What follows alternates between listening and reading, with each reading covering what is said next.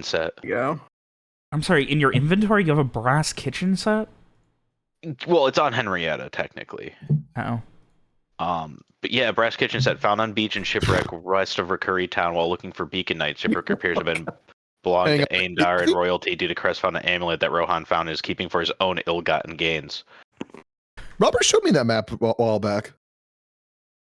What map? The one with the puzzle monster, the sound puzzle monster cave. Oh, yeah, I did. Oh yeah. Oh yeah. That almost killed me. Did you tell them the goof? No, I told him after the session. The Beacon Knights were beyond the water. Yeah. And starved to death. Yeah. And they died from starvation because we didn't rescue them. Listen, all I'm saying is you could have tried to recover the cannon. And use that. We didn't have anything to put the cannon on. You need a yo-ho boy. Maybe next time. For the record, cannons, a 12-pound cannon weighed like a ton. We got Mira can lift a ton, probably. We didn't have Mira at the time. Damn, all right, there you go. Unfortunate. But now you can use Donkey and Mira at the same time to try to move it. We didn't even have Frey yet. There you go. There's the solution. You have Frey charm a lot of people into carrying the cannon back. Or we can just crush Frey with it. That'll help. I like the other idea better. Frey will get all of you to carry it. Would you believe I have multiple gifs of Wallace laughing now? No. No, well, yes, I would believe it. I mean, I wasn't saying, I was not saying no to the question. You were saying you don't want I was just saying no. Uh-oh. I hate that it's the fucking Cow Island, too. God damn it.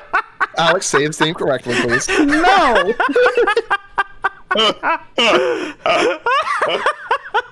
This is not funny to anyone else. Nobody understands. It's currently the best arena because the other ones suck. What are you talking about? Project Wrestling looks great. There's sharks and octopi on the outer ring. Giant squid, you fucker. Yeah, and waves and stuff. Alex, you know I am perfectly happy entertaining myself. I don't need other people to be entertained by my laughs, goofs, guffaws, and... Alrighty! Does anyone have any fun last-minute stories before we get started? No, we should start. I watched... you go. Well, it's not a story. I was going to ask, are we going to discuss the schedule thing now that everyone's here? Oh my god, thank you so much! William, that was your job. I told you to remind me. Why the fuck is Ronnie, who I didn't tell to remind me, reminding me when the person I told to remind me didn't? How will we feel starting like an hour earlier, possibly earlier? I guess. I personally throw my vote in for starting an hour early if everyone else is up for it, because I have to be awake in 4 hours after we quit. Well, so personal problems, but if everyone else needs to start later, that's fine. No, I totally understand the awkwardness of you had a job where you had a fucking changeover and were off Sunday, Monday or something. And now you got your fucking 9 to 5. I need to do a counter call out against Robert. I literally asked him if Lee responded to the questions, and he did not respond to me. He didn't respond. It was so anyway, he was supposed to ask you via PMs if you were down for it. No, Lee did respond at 7:30 today. So while I was out walking the dog. So we are good then to have the conversation. So would everyone be good starting an hour early? Sure. Yes, I would like it because going until 1 a.m. is really rough for me. Like my level of energy, alertness, and energy, it just drops off after midnight. Yeah, I wish I was like that. Like my energy goes up after the sun sets, which is unfortunate because now that daylight savings... Oh, shit, we dated the episode. After the sun sets, now that it doesn't set till 7:30, I don't have my hype till after that. Anyway, so, yes. Otherwise, you guys can control how much we screw around before the session based on how early everyone shows up and how much I need to, you know, loosen up and scream like a maniac to get all the energy out to get organized. But I digress. We will shoot for 7 next week and give it a shot. Let me go ahead and post that. I will. Gucci. I will update my alarm. All right, you guys will figure out what that means, right? Yeah, Sounds I'm about right. updating my Wait, so you're schedule inviting? as we speak. It is All right. done. We are shooting 7 people. Is it next week. seven specific or just like in general? Everyone just has to bring 7 dead bodies next week. Okay, It sounds like he's trying to so invite another general. person to the game. Oh, then we're not shooting. Don't do that. William, can you do a head count? Do you have that capacity, Big Text? 6 players. Ah, yes, that's right. I don't count as a person. No. You don't on a good day. I'm not a person. I'm the next step in human evolution. I've given up sleep. I've given up Barely the need to entity. have human needs. Okay, Elon Musk. Jesus. No, I don't.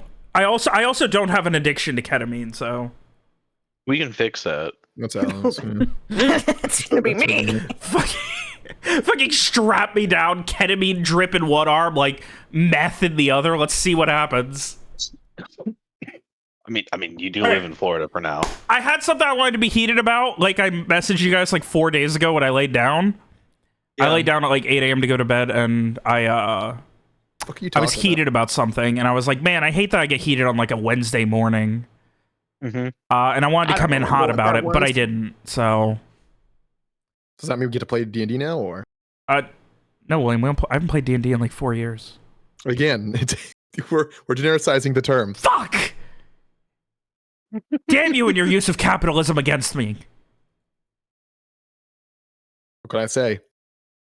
Venture capitalist. Can't believe you stole that for a already. free-to-play card game. Yeah. Oh. Free to play, you can't steal it. If it's free, you can't steal it. Oh, You facts of can. life. Yeah, that's why Lawrence is secretly a disgusting pig man. I mean, it's like, you know, when SpongeBob and Patrick stole a balloon on Free Balloon Day. That one's going over my head.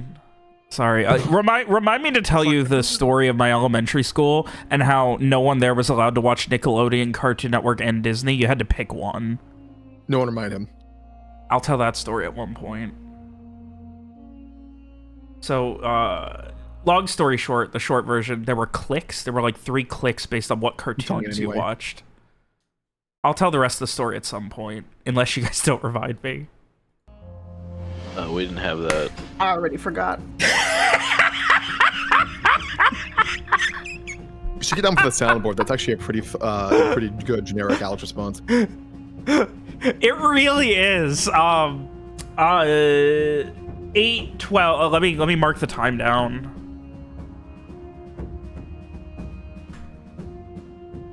I don't know why I wrote salad board. It's fine.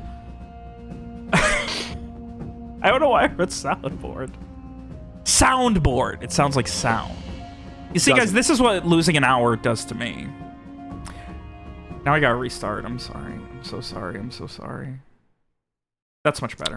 We're 40 minutes in. I know. Wait, 25 of that was me fixing the server. Teehee. After a long investigation into the Ducal Guard corruption in Vicania, as I have come to know it in my head, veritable clusterfuck, now capitalized, that was Corval. And getting back to Ardavishte, you were given an opportunity, an offer, to accompany Wallace, Captain Wallace, back to Fortun Isol, where he would have a job for you. And in the meantime, you'd be able to find out what's been going on there as, well, between the soldiers of the blue and the attacks on Sacred Blade offices and, well, just the general state of things when you left. there were certainly worries. On top of that, one of Garrett's best friends and one of Samar's closest business associates, Zane Villari, was there, and things were questionable. So, you all made your way, by way of Captain Wallace, back to Fortun Isol, where you met up with another of Wallace's contacts, one Lawrence Beckett, a purportedly very dangerous ex-pirate, now merchant of some repute, who seemed to have the connections that were needed, and after you met with his contact, agreed that, yeah, we can go do this, so you would have to head up into the Sabine Highlands to a lake that, as far as anyone knows, doesn't even have a name, just an ancient lake out in the middle of nowhere in the most wilderness-esque far reaches of the Sabine Highlands. It is definitely going to be questionable, and who knows what's going to happen. I certainly fucking don't. So, with some time to prepare, but Wallace giving you something resembling a deadline and 500 or so coins to cover your venture with, at least for the time being, you began to prepare, you began to shop, and you began to say your goodbyes until you headed out on this journey. You spend a little bit of time figuring out who to trust, who not to trust, what's going on, and ask some questions. And at the same time, you also learned that, well, something's got to give with Riverstone Keep, and, well, Abney was more than willing to help invest in this, because if there's one thing he's confident in, it's that in the face of the Umbraei, he is a dead man. So, as your preparations continue, everything slowly coming to a head, Samar finally freed after being arrested and, well, police brutality for not working with someone who was with the Soldiers of the Blue. I would ask unto you all, as a new dawn begins in Fortun Isol, Samar, Strieg, Frey, Garrett, Lawrence, and Mira. What are you guys doing? Wasn't Samar wandering around in the early morn?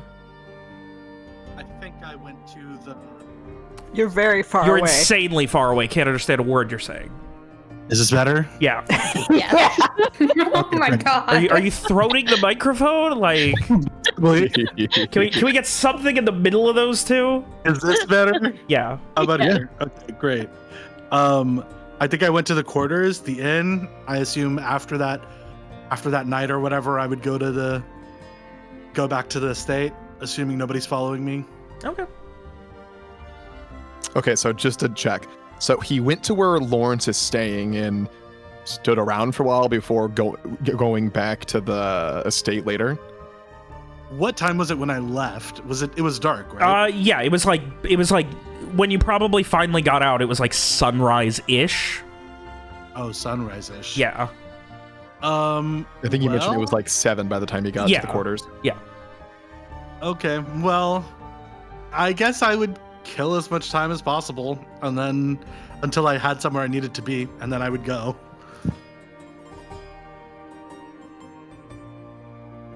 I assume probably whenever we're gonna go shopping or whatever, I would give up on hiding. Do we really never get to shopping? I did not know. There was not a single thing bought. Canonically, Lawrence bought all the rations already. Yeah. Mr. Brait Durant brought a lot of phrase bullshit, hook, line, and sinker. God. Yep. Oh. That went really well. Oh, listen, it's just a family. It's gotta be broken up forever. Well, Anyway. yeah. When So, I yeah. was going shopping, I would go back. So. Otherwise, is there anything else immediately you guys are doing while hanging out at the Guarantine estate with no guarantines? Well, Frey had rented a whole townhouse for a night. That's right. So he would actually, offer the others if we want to have like our meetings there, so we're not taking over the Guarantine estate. Or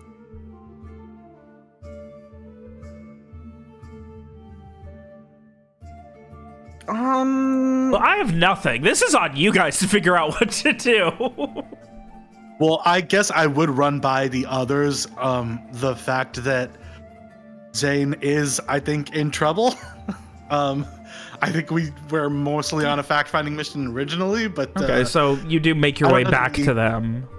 yeah. Everything. I would go to the Guarantines, and then from there, if we're going, then I would maybe go to the Yeah. townhouse or whatever. But So just to double check, shows up at the place Lawrence is saying, does not say anything to Lawrence, doesn't Just hangs out in the just lobby. hangs out and leaves. I mean, Like if a I run homeless into you, person. I'm like, if I run into you, I think truly I would just be like, listen, if anyone asks, we slept together.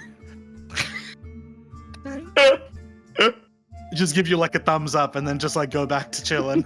Is that the weirdest way anyone's ever hit on Lawrence? Maybe not. Surprisingly enough.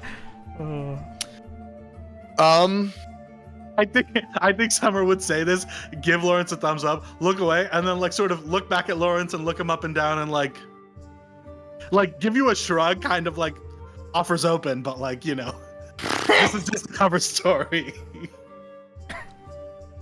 I mean, I guess. Sure, fine. Lawrence will say, firstly, be shocked to see. No, I think Lawrence would, come out wearing his typical, day clothes after like 7:38 or something like that. Wearing his glasses as always. Just say,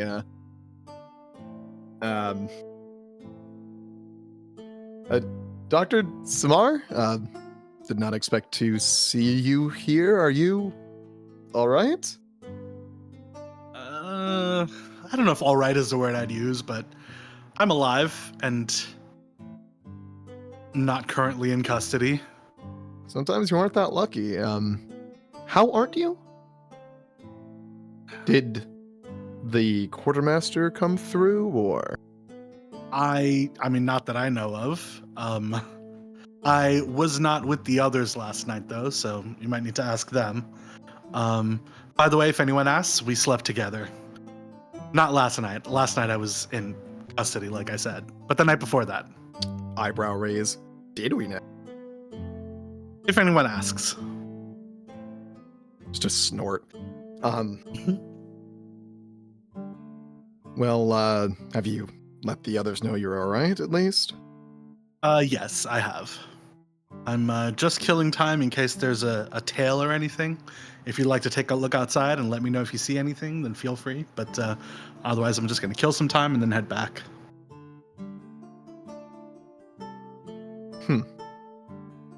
What's a, Hey, Robert, which one is the right country? Country to the right. Is it Freyland? Vicania? Which one You're is in it? Vrayland. Right. Vicania is the one Vicania. with Artivista as the capital, where the party Thank came from. you.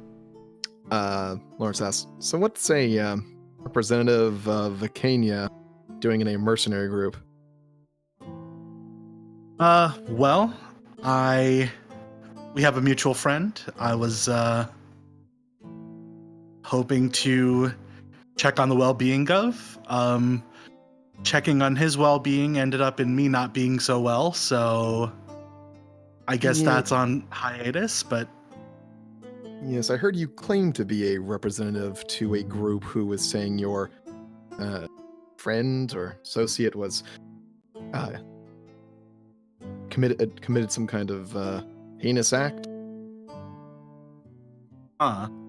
you heard this from Garrett, who? Oh, he came to okay. me and asked for advice. Okay, interesting. Yes, what we were told is that our friend had gotten himself into some trouble, and I was hoping I could speak to him. It seems that suggesting that I was working on his behalf or working with him was not the way to go. So I was apprehended. and then they let you go. Yeah, they knocked me out, dropped me off somewhere that had an obvious opening. I waited the night just to make sure that nobody was going to, I don't know, assume that I was still there or tail me back to the Guarantines, but nobody was there. So I figured once the sun rose, it's time for me to head out. I see.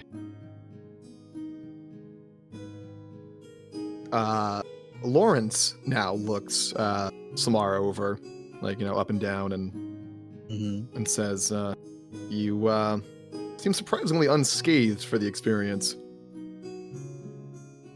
Like I mentioned, I'm a doctor. I have some abilities to make myself look unscathed, or to make myself be unscathed. I should be more specific. Even doctors get hurt. Die. Yeah. I've seen it more than once. Well, regardless. Well, I have some business to take care of, and I'll be heading over to the estate around noon to meet up with the others to make their introduction to the tailor. I suppose if I see you then, see you then. And he'll, give a polite wave and head out. Yeah. I will return that. I will head back to the Guarantines shortly after.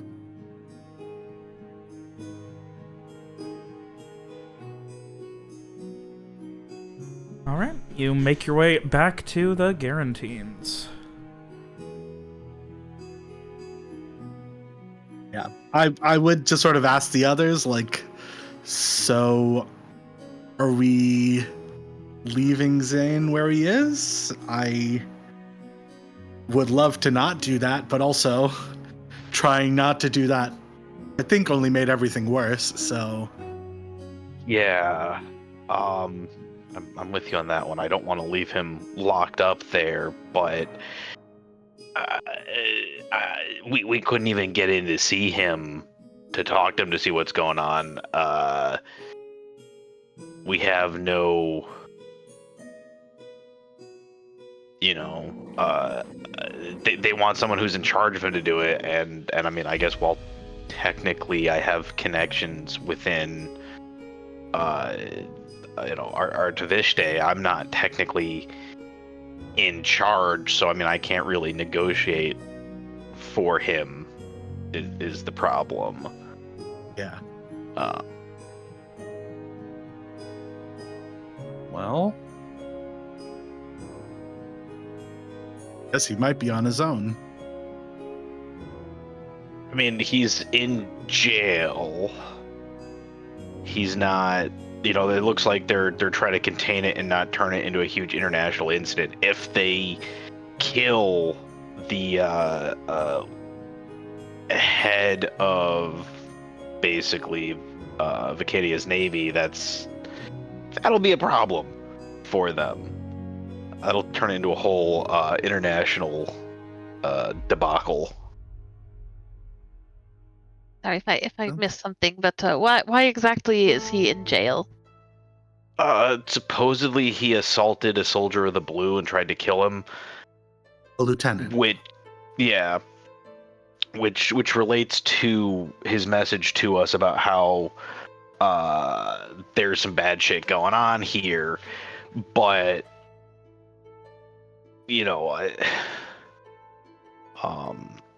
unless we can talk with our quartermaster friend there, Hoslo, and see if he knows anything about what's going on, just being like, oh, hey, we heard there was a kerfuffle with the Vicanian Navy leader here and some soldiers of the Blue. Like, what the heck happened? Try to get some dirt on it that way. I don't know how we can get information. I mean, maybe Krieg Connections might know something, but I don't want to put him in that position because he was trying to get out. I mean, I can at least check, I guess.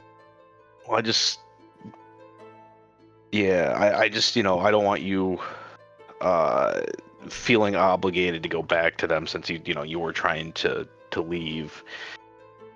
I mean, my big issue was kind of, and he gestures vaguely at the house across the street.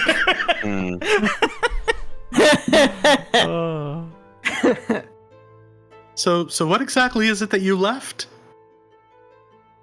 He gestures vaguely at the burned out husk of a house across the street. Oh. And what was there before it burned down? A house. Thank you. That's what I was asking, definitely. But yeah, I can, I don't know, I guess just go look around a little bit. I should probably still keep my head down, but if you think it'll help, I can try.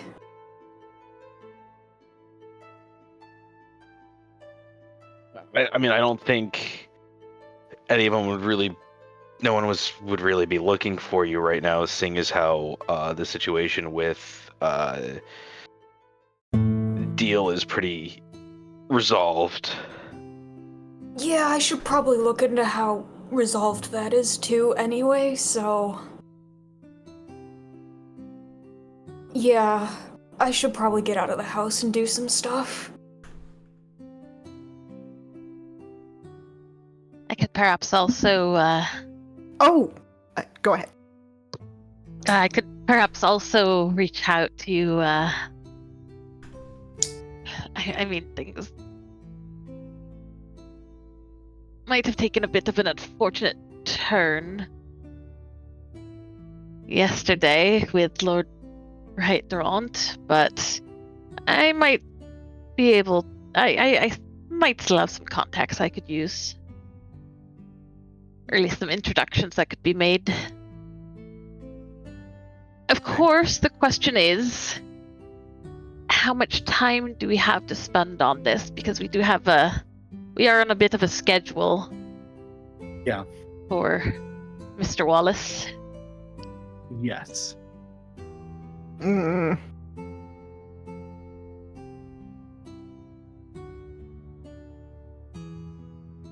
Yeah.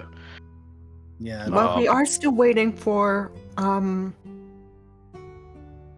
Mr. Beckett to come by with the tailor, or were we supposed to go meet him? I don't remember. He mentioned he's supposed to come here. Last I saw him. So, we have a little time? Question mark? Well, like, we can't very well be out and miss the tailor.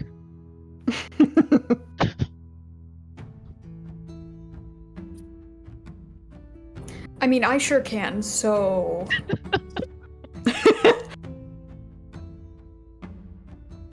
I think Summer looks Streak up and down like, are you sure? Streak just glares at him when he catches the look.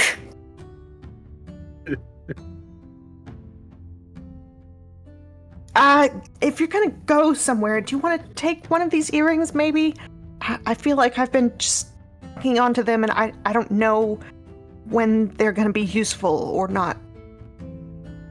Yeah, I think that would have been helpful yesterday, but yeah, I think if we split up again, at least one of us should be wearing the earrings. Okay. He reluctantly takes the earring and for now just puts it in his pocket. I'll just the other one in, I guess. I don't care. Mirror phone on. God. The mirror phone.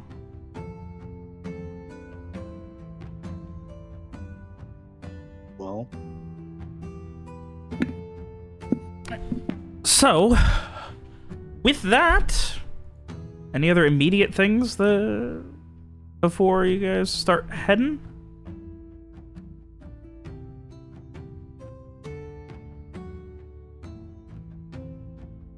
I guess the question is how in depth we want to do the tailor. Like, we could just say Probably not. Lawrence Yeah, does the introduction. It's a reputable local Yeah. sort. Yeah, He that's stays fine. and gives like thumbs up and everything, you know. Yeah, that's perfect. Yeah. That is Yeah, we not don't your need to do color. it. We do not need to do an extended tailoring. We've done that twice Yeah. in Artificial, I think. Yeah. Yeah. You guys need to stop getting your clothes destroyed. Well, You need to stop putting us in situations that destroy our clothes. When the hell's the last time you rolled initiative, Strieg? I don't know when why. did you last get in a fight? Why don't you guys have a wardrobe? yeah. Especially out of, Mira. Just buy no one has Mira a a damn, house, unfortunately. like, clothes. out of 5 articles of clothing in my inventory, only 1 does not have some problem with it, and that's the fancy play clothes. Oh. Anyway, so, yeah, you guys are able to get everything handled at the tailor. Are there any specifics on things that you guys are buying, or is it just traveling clothes? Any nice clothes? I think it would just Traveling. be just traveling supplies, traveling clothes. Yeah. Garrett doesn't need to get anything, so he's good there. He would have picked out some more traveling clothes and appropriate clothes while he was in Artivish Day before leaving. From Can his I, wardrobe. Can I haggle to give him a good deal? Yeah, give me a, You want to know what Frey is getting first before you start haggling? Oh, okay, yeah, What's Frey getting? what's Frey getting? Okay, so Frey would also like to get some travel clothes, but of course he's going to insist on nice detailing, maybe some embroidery, a new cloak. He'll definitely want some sturdy boots, but maybe some like nice flowy lines. Okay. Lawrence probably like as Frey is waxing poetic about the quality of the clothing, Lawrence will like get with Garrett and is like, all of those additional features will cost X amount of additional money. And it'd be probably a fair amount, right, Robert? So rough estimate based on what Frey is wanting, probably looking at Ronnie, how nice are we talking for Frey's traveling clothes? Like, are we talking like silk lining so it doesn't chafe and it's comfortable, everything, like the whole 9 yards? Absolutely. We're looking at it probably, I'd say, 12 to 15 times normal cost of traveling clothes, which normally a full set of clothes that are ready to go, gonna run you, maybe 20, 30 silver. This is probably in the 200 to 400 range. That is That'd be so. 2 to 4 gold. No, 20 to 40. I'll have to save more than 15 gold. Oh if yeah, we're 20 to going 40. make the- Yeah, 20 to 40. Probably willing able to save more than 15 gold if you make the executive decision to not have those features. I think I would at this point pull Frey aside and just be like, we can that's gonna really cut into the amount of gold that we're gonna be able to put into buying our other supplies and also possibly getting some repairs done on the keep. I would highly recommend going with durable over fashionable. We can certainly get some of these features, and Garrett would specify maybe some good cloak linings that would be similar to silk so that it doesn't like rash, but like not as expensive. How much extra gold did you say? It's gonna be like 20 gold for what you're looking for. Frey will pull out his money pouch and hand over his 20 gold. I love that Frey has to he has to dump his coin purse out and look through it to find the gold.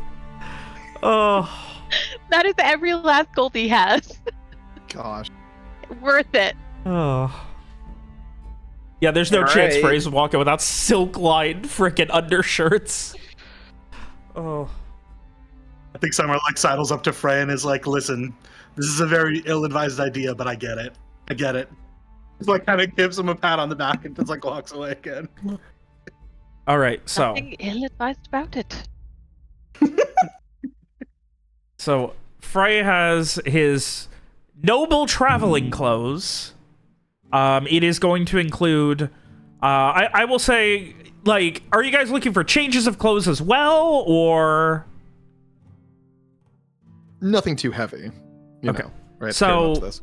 So, one set for everyone, 2 sets for everyone. Lawrence does not need any. Okay. He is good on that. Frey will settle for the 1 set because he does not have another 20 gold. All right. All right. Um, So Mira needs a set of traveling clothes. Garrett's good. Lawrence is good. Strieg, Samar, Frey's good now. Strieg and Samar, what do you two need? I mean, I would need traveling clothes. I'm sure I have other clothes, but I haven't been roughing it in a while, so I mean, I would probably want 2 sets of clothes. Okay. But, you know, I could be talked out of it if it's a lot. All right. As long as they're not nobles traveling clothes, we should be fine. No. I would, like, you know, pick the cutest color or whatever. All right, But- and Strieg. I believe I had gotten some spare clothes from Garrett when we were there, Yeah. Okay. so I don't think I need anything. Sounds good. All right. So this is really just for Garrett- Frey.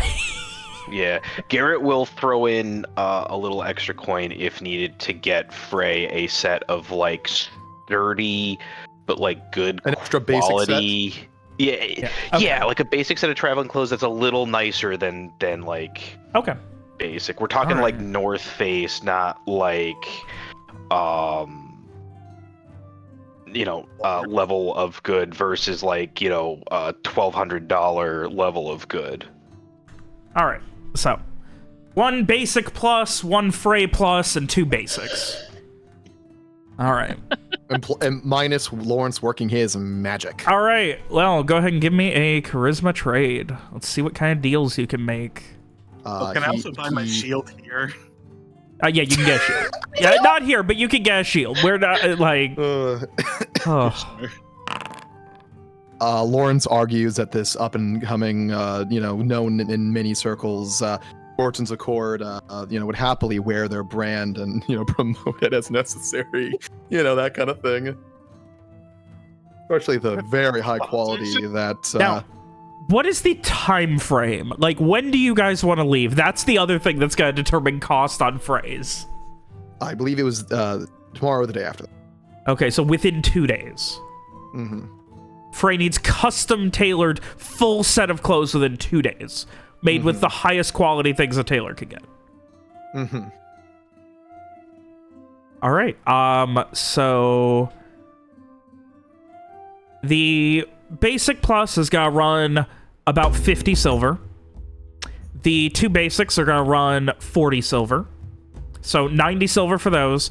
And then Frey's set, if you want it as Frey described, with discount, looking at about, depending on the specifics of how fast they can procure enough silk that's ready to go, between 350 and 400 silver. So like 35 gold. For 40 gold. Yeah. Frey already gave you 20 gold. After the final tallies are done, like I don't know if anyone watches Lawrence do the haggling, but it is an art form. Like he pulls, he manipulates, he promises, and he gets that price down. And he will bring a little he'll bring an itemized receipts. Is that what I'm looking for? Estimate? I don't know. Yes, an estimate to Garrett and the others. I feel like he gives it to Garrett specifically, since he offered to throw more gold into the pot. So what is the grand total? It was 49 gold, I believe. 50 gold for the basic plus. 5 gold silver, for the basic yeah. plus. 4 gold for the William, you need to learn to talk two-piece in silver. Everything in Worlds Without Number uses silver as the base, not gold. Gold still exists. I don't know what you want from me. Yeah, but for the sake of all my tables are also in silver. Whatever. Anyway, so yeah. 50, 40, and then 400. Yeah. So high end is going to be about I just want the grand total. I don't need the high end is breakdown. about 490 silver, low end's about 440. Okay. So 490 silver. We're taking Frey's throwing in 20 of that. 20 gold, so yeah. that's, yeah, so that's going to be 290 silver. We have a pouch of 500 silver. Or was that 500 gold that was given to us? Gold. Okay, so that's 5,000 silver. 5,000 silver. How much of that did we already spend on? An amount over 10, maybe 20. It is not a huge amount. That was already. Okay. Garrett will throw in 10 more gold to knock that down to 190 silver that needs to be paid. Is that on the high end or low end? High end would be 190 left. Okay. Lawrence will pay the full 19 remaining as a goodwill gesture to the tailor and as incentive for them to actually get it done at speed. All right. Sounds good. And this is what this was from before when I posted this last week. That was already taken out of the 500. The 500 gold was 180 silver. So, all right. And you are taking another 190 out. Yep. All right. Just hope someone's keeping track. Lawrence has the money. I'm keeping track. All right. Otherwise, anything else? You guys have another day and change. What should I add to my inventory? Travel clothes. Set of traveling clothes. But which one? Basic. Clothes common. Yeah. And you can just replace comma with traveling or add traveling if you want. Why did it go in the misc pocket? No idea. Don't worry about it. You have all but 5 hours of the week when Foundry is up to figure out how to interact with the inventory. Once all the orders in place, measurement taken, etc., Lawrence will ask the others. So, how are you all spending the rest of your day? Well, I still need to go buy a shield. Lawrence, for the second time today, looks them up and down. Intending to join the vanguard here? Be on the front lines? No, but I don't want to rely on nobody getting to me to stay alive, so I feel like I should at least do you know how to use a shield? put it between you and the thing that's trying to kill you, right? And what else is there? Lawrence blinks, glances at the others. I can show you a couple pointers and we can practice a little bit if you'd like. I do mostly, I'm a little better at ranged, but in the brigades I did pick up a couple things. If Bex was here, she'd really put you through your paces, but I can show you a little bit but I'm probably a bit rusty. Yes, I would. I don't know why it would be necessary, but sure. I would take him up on the offer. It's far better to learn in a safer environment than have a trial by fire. All right. I mean, that's fine, I guess.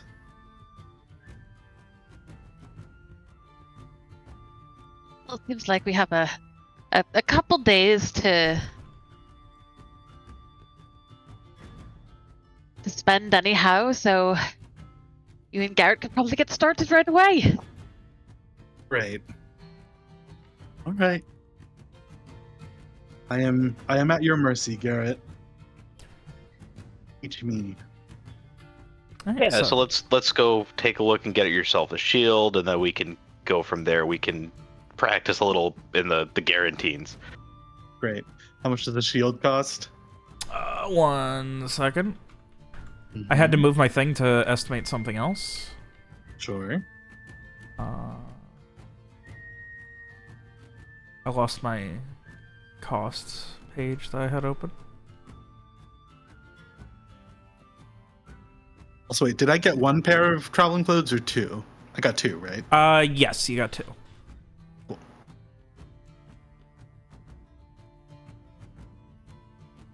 I will get you the number in a second. My No rush. one thing I miss is having access to like a proper like website to search for everything. Mm. There we go. I too sometimes wake up in a cold sweat thinking of 5e tools. Oh, there's something similar for Worlds Without Number, but it doesn't have all the SRD stuff on it. 5e tools still exist. Yeah, Not very use helpful at it. Worlds Without Number game. No. There's a anyway, tool you can actually use to import into Foundry, but that's not helpful for Worlds Without Number. Yeah, it was called Plutonium. I used it for a long time when I ran 5e Very handy. games. Question real quick. What kind of, you're looking for a buckler? Is there a, like, are you looking for just, like, a simple wooden one? Do you want one that's made of, that's a little bit, you know, sturdier, like made of bronze? Probably sturdier. Remember, the bronze is heavier. I mean, I guess it doesn't really make a difference. For the sake of ease, it's still going to be one encumbrance. It's just a matter of whether or not, in Worlds Without Number, shields you can be disarmed of your shield very easily. So, But I did while I was looking at the combat actions the other day. Look at the shatter a shield option. Yeah, I was so like, those I should remember to do that at some point. yeah, That'd be you can take a sweet. wooden shield and shatter the hell out of it. Yeah, I think I'd want the sturdier one. Alright, gonna be running you about, you paid full price, or was Lawrence going with you? That's up to Lawrence, I think. I think that depends. Is Strieg here for this whole event, or are they absent? Streak was probably out hitting the town all day. I don't think he would have gone shopping. Okay. Oh, alright. Well, Lawrence will help with any and all shopping related needs. Give me another charisma trade. See if you can get a discount on a lovely bronze shield.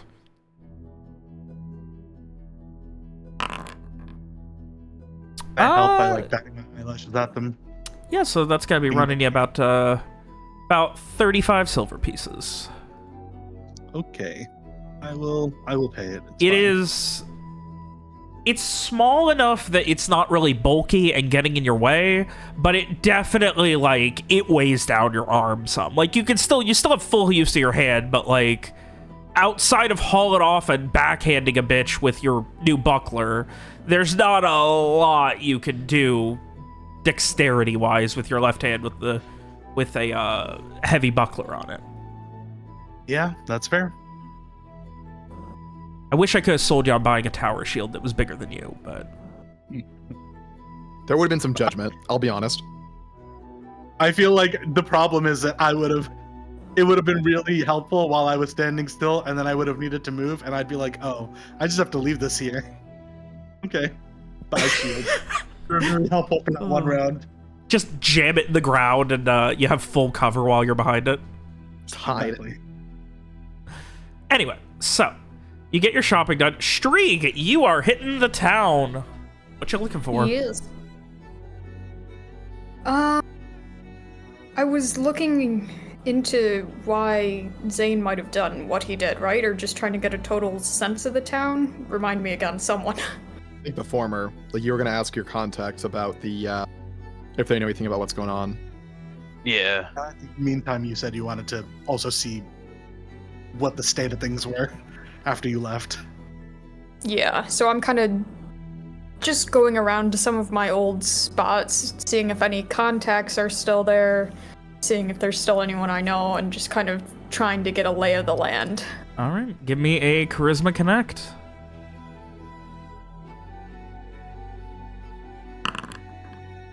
The first thing you notice is a lot of the people who were even here last time, like probably 4 or 5 big like deal contacts, people that worked heavily with them, are gone. Along with some people, like it seems like, yeah, since you guys left, like what happened with Papa's, like it seems like a lot of deals less than legal side dealings have kind of been shuttered. And with it, a lot of your contacts. No one that you talk to seems to have any idea about, like, the bombings of the Sacred Blade offices. Otherwise, it's just people who, like, the only other real thing is just making sure, like, you know, everyone's keeping a wide berth on the Soldiers of the Blue. They're cracking down on everything. It's almost nerve-wracking at times how efficient they've been, with the caveat being that on the other hand, there are a lot of people who are excited at the same time, because it seems like the Soldiers of the Blue are doing a lot to help the city reclaim the dregs, especially heading out on the western edge of the city, and start rebuilding there. So, and if I specifically, like, to anyone who seems like they have any idea of what's going on, if I specifically mention, like, I heard that there was a fight between some naval officer, does that ring any bells for anyone? The only real thing is, like, people who give it, like, a couple people just, like, yeah, there was some shit, there's still... Like, it's something that, like, a lot of your contacts are very much not on the political spectrum of the world. Yeah. And they kind of keep their heads down, but, like, the most anyone's heard seems to be more along the lines of, yeah, there was something going on down at the docks a while back, and there's still boats out there, but, fuck, even asking seems to get you all but arrested, so... Just, you know, give them a wide berth is the general tone that you get from all of these people. Okay. Just out of curiosity, would you want to ask about Ozzy? I assume they would know something about criminals getting arrested. But yeah, fuck it. I can float his name around too.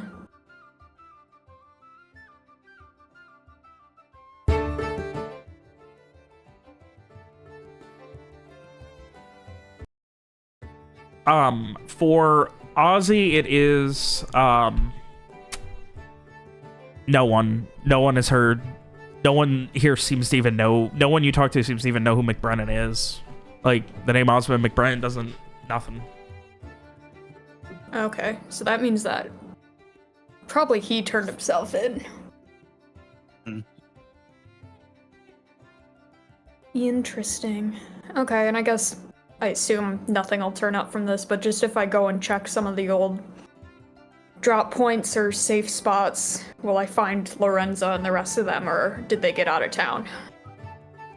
Lorenza seems to be gone, along with, seems like some of the, like, again, some of the people that you were looking for seem to be missing. It seems like, while you can't exactly say where, like, it seems like in the last, since about the beginning of the year, around the beginning of the year, she was asking around, meeting with people. Everyone seemed to think that there was some big job she was working on, but then, like, once she got something resembling a team together, gone. No one's heard from her since. Okay. Which, I mean, hey, up to you to intonate whether it's good or bad. Alright.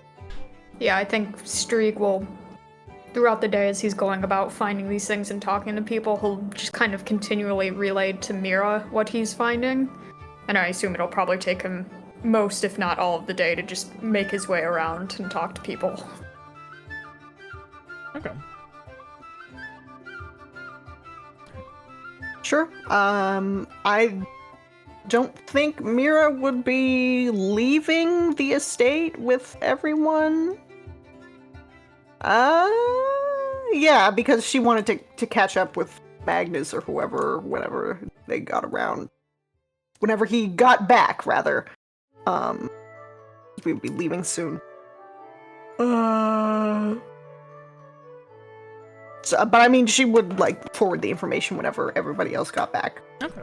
So I'll say, didn't she come for the tailor? Yes. Yeah. What do you mean after that? Yeah. That's what Yeah, I was after. assuming. Gotcha.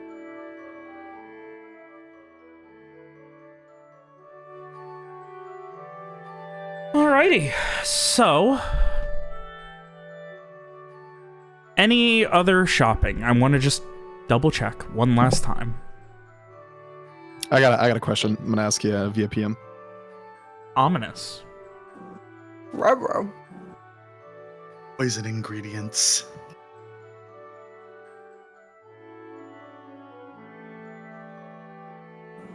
Interesting.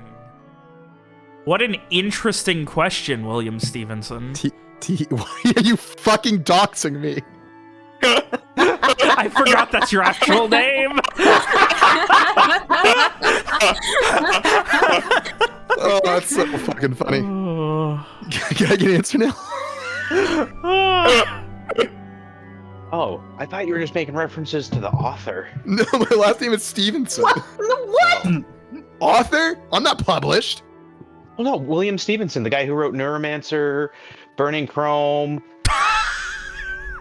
I love it, Dave, when you bring out knowledge that is so far beyond anything I could ever imagine being real. Creator of the concept of cyberpunk. William Stevenson? Stop naming me. I don't think William even Oh no, you did play Cyberpunk. I guess. Cyberpunk was That's fine. what was his name? Mike Pondsmith. Yes, that's Mike Pondsmith, but the concept of cyberpunk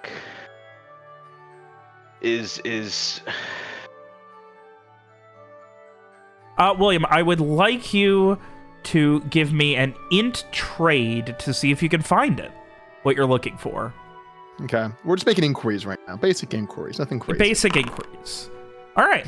I'm gonna say you're able to find it, but you're not going to be able to haggle. Okay, I'm just looking for an inquiry, just a price, just an estimate.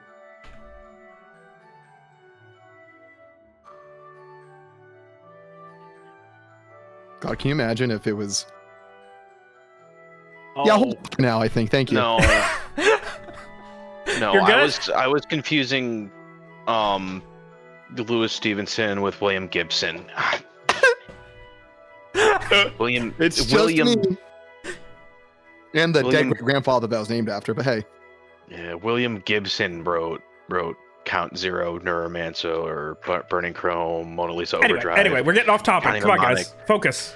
Anyway, So you're good? Lawrence will offer those who are still out and about, at the end of the shopping trip, if they want to go get drinks. And he'll even offer that we can go to somewhere nicer to better suit Mr. Varrock's tastes.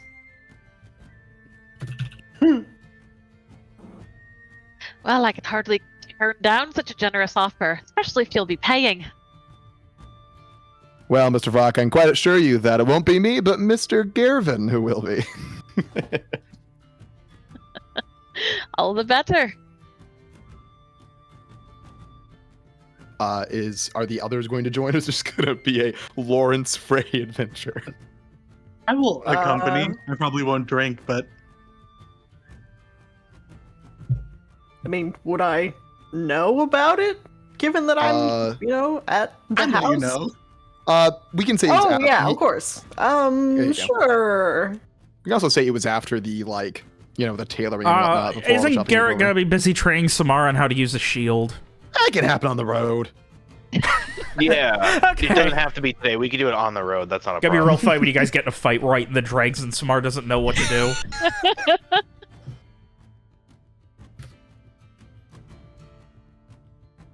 So who all's going? Righto. So we got yeah, who Samara. all's going? Smart Frey, Lawrence, Mira. Me. Everyone but Streak who's busy trying. Streak, nice. Oh. I mean, can't Mira tell him? Yeah. Okay. Freak is already out in bars. He doesn't need us. He's Change busy the doing to a different one. different bar hopping. Yeah. Oh. Lawrence will probably just drink whatever beer they have on tap. That is relatively cheap, and just tell a few random entertaining stories from his time on the road. Interesting people. Talk about interesting people he's met and interesting items he's purchased. Maybe mention a few of the actual original paintings he's found that were thought to be what's the word fakes or replicas.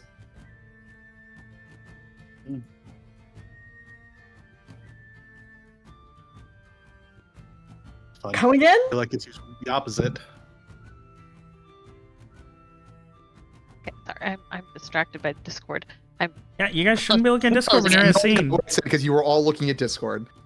Wow. Sorry, I'm sorry. Lawrence is being entertaining, is the gist of it. Telling stories, etc. During the the bar thing. Nothing terribly substantive unless anyone want to ask something more substantive. Yeah, Frey would definitely lean into the storytelling, asking questions, asking for embellishments, really just happy to give Lawrence a lot to bounce off of. And embellish Lawrence certainly can. His time as a merchant has really heightened that ability.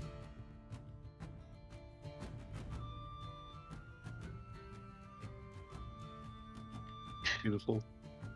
But you have to tell me, have you ever had any particular deals go wonderfully sideways? I think Lauren's signature smile kind of drops for a moment, and he shakes his head. It's such a nice atmosphere. I wouldn't want to ruin it with a story like that. Summer finally perks up. Please, Yeah, I don't know if it would ruin it. There's always an interesting story. I think we're all eager to hear. Things not going well is just part of life, right? I Yeah, would I like mean- to say that I said wonderfully sideways. So, what do you mean by wonder?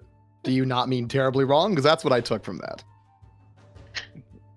I guess wonderfully sideways would be something where a deal kind of went askew in either a wacky or zany way that was just unprepared for, maybe. Nah, I'd That's like to know certainly the one way terribly to wrong put it. story.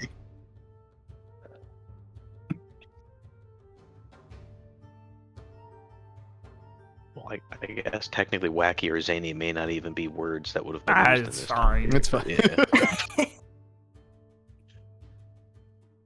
I want to know the terribly wrong story. Well, Lawrence is going to tell a zany story about how he came untapped section, which is somewhere. Does it look like Lawrence is thinking, like, when the terribly wrong thing comes up, is there like a specific story that he's thinking of? Yeah, it was very clear that it was pointed, and his Okay. Something immediately came to mind. Good to know.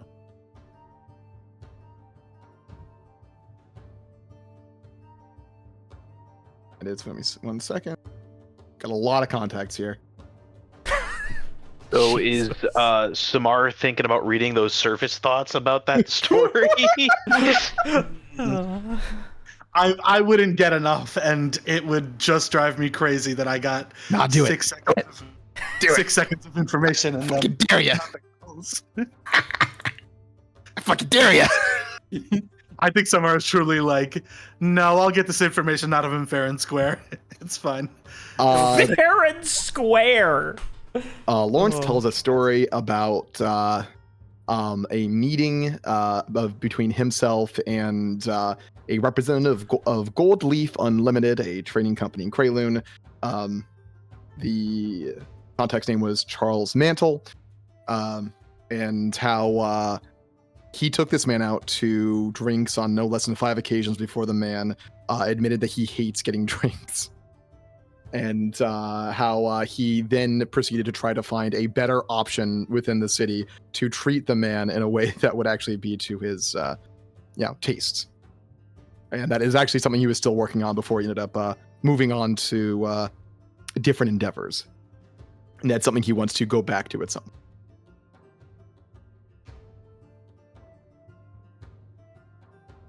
point. Maybe not as wacky as you wanted, but frankly, I try to keep things pretty careful. Did you find anything? A replacement for drinks? No, like I said, I'm still working on that. Someday I'll find something, and that man will feel treated. I assure you of that. Well, if I'm still around at that point, I'd be happy to help. I'm very good at learning what people want. Well, I certainly wouldn't turn down the assistance. I suppose. What do you all plan to do next once we've successfully and handedly dashed this terrible curse? And it's no longer an issue. Well, I think there's definitely something brewing with Rayclow. That's coming in here, and I'm worried that we may end up embroiled in that. I hope not, but with some of the things that we've seen in Corval and what we know about the leadership of the Soldiers of the Blue, I'm worried we may get pulled into that. Lawrence adjusts his glasses as he comments, for a mercenary company like yourself, I'm sure the future is always uncertain. You could say the same for a trader like myself. Well, I, for one, would prefer not to be pulled into any such unpleasant business.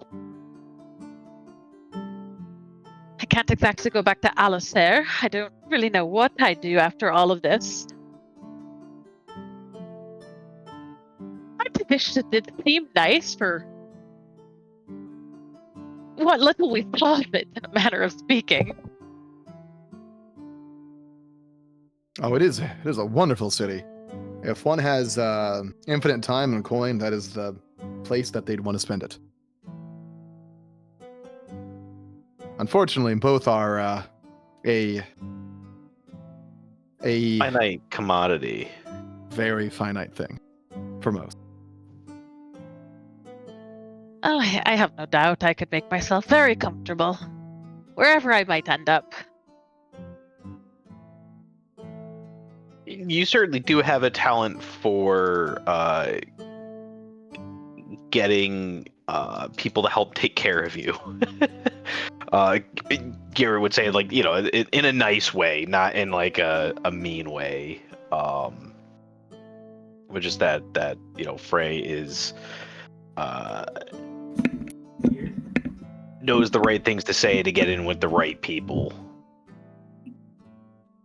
And you all are doing a wonderful job of it, I have to say. No complaints. Well, maybe a few complaints here and there, but nothing serious. So how did you find yourself amongst a band of mercenaries? Well, they got themselves mixed up with a little bit of trouble in Alistair, with the sorts of people you don't really want to get into trouble with. And I helped them out, and here we are now. Yep, yeah. Frey tipped us off about basically there were some issues involving They what- gambled. They owed money. Yeah. Not all of us. I would like to point out, not all of us were involved in that. However, yeah, we did get stuck with.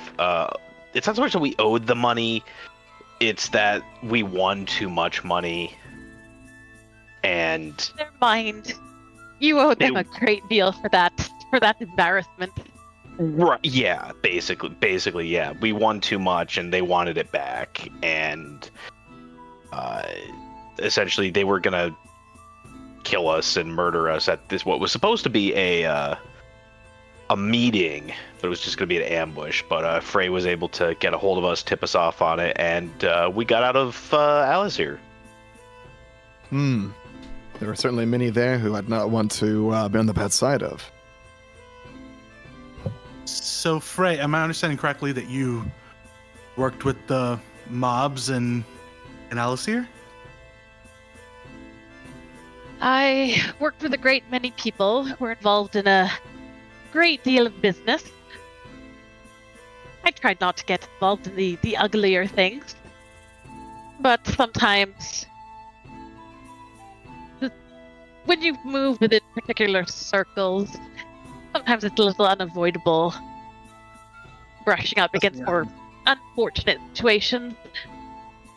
Trust me, I'm not asking because I'm judging you. I'm asking because that might be something we share in common. Interesting. Good to know. Lawrence chuckles. I think it sounds like at least a few of us here have that in common.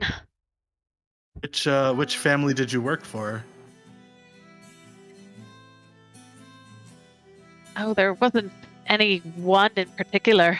I told you I moved amongst circles. Wasn't it the? Oh my gosh, I'm gonna butcher this name because it's been a while. But wasn't it something like the Moretti, or it began with an M? Let me go back and look that up.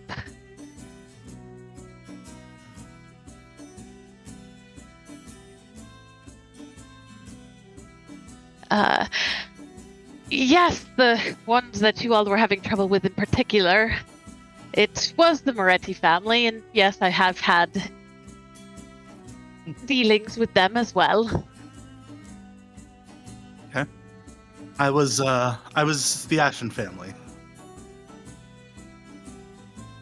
What would Frey know about that family? Give me an int now. Okay. I'd also like to do that for both, if at all feasible. Yeah, go ahead.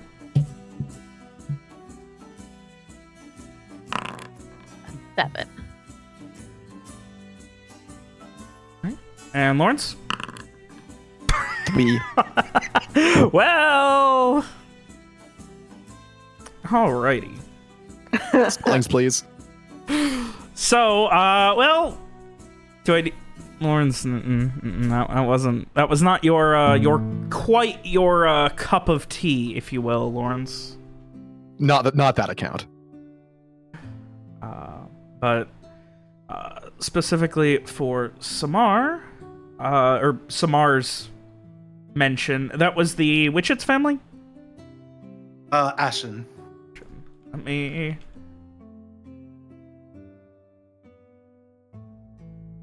Why am I having trouble finding it? I can't even find it in your backstory, let alone my notes. It's in there. Ashton, as in Kutcher. There it is. Okay. Alright, let me go ahead and pull up my notes on it. How'd you spell that? Ashton. Like... Oh, with a T. Yeah.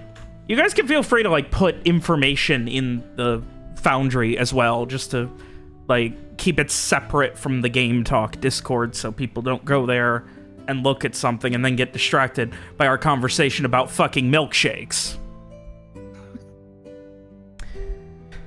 Yeah, Fred, you've... I guess you've heard of them? they mostly ran out of the docks. You didn't have a lot of goings-ons with them. They just kind of, like, the only thing they did was smuggle. Like, they trafficked stolen goods, they avoided taxations, things like that.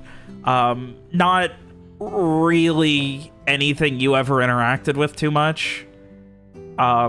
Fairly large, like, they were influential on the docks, but for the most part, they didn't really, like, they kind of knew what they were about and what they were good at, and that's kind of what the Ashton family stuck around doing. Okay. So they weren't part of, like, the like, nobler crowds. No, they were successful. They made some coin, and I mean, they, like, I'm sure you had a run-in with them once in a while type of thing.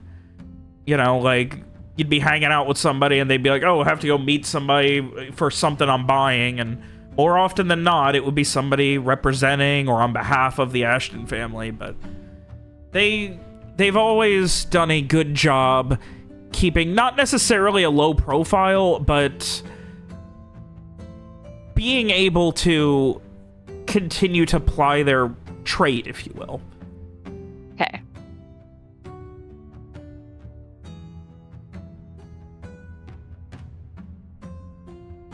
Well, I can't say that I never had much in the way of personal dealings with the Ashton family, but outside of the circles that I grew into.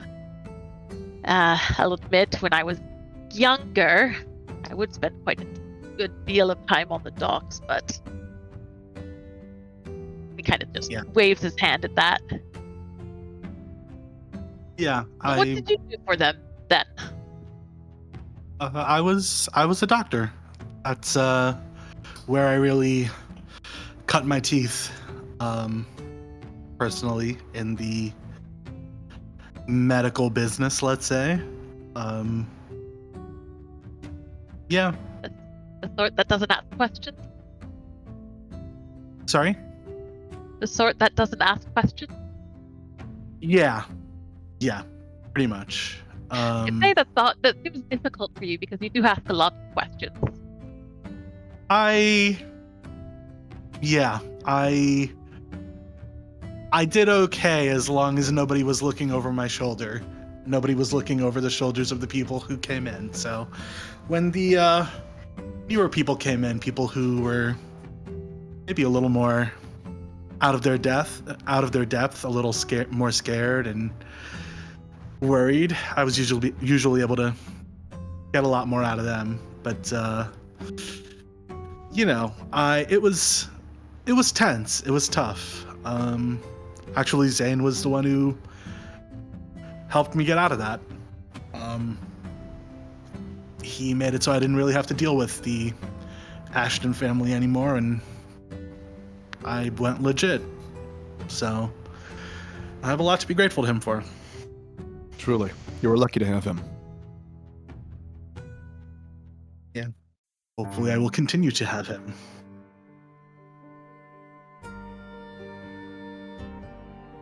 Again, like I said earlier, I think he should be pretty okay in the jail. It sounds like they're keeping him there. I just hope that he's not getting the same treatment that you got. But he's a tough guy. He can take a punch. I think I have less faith that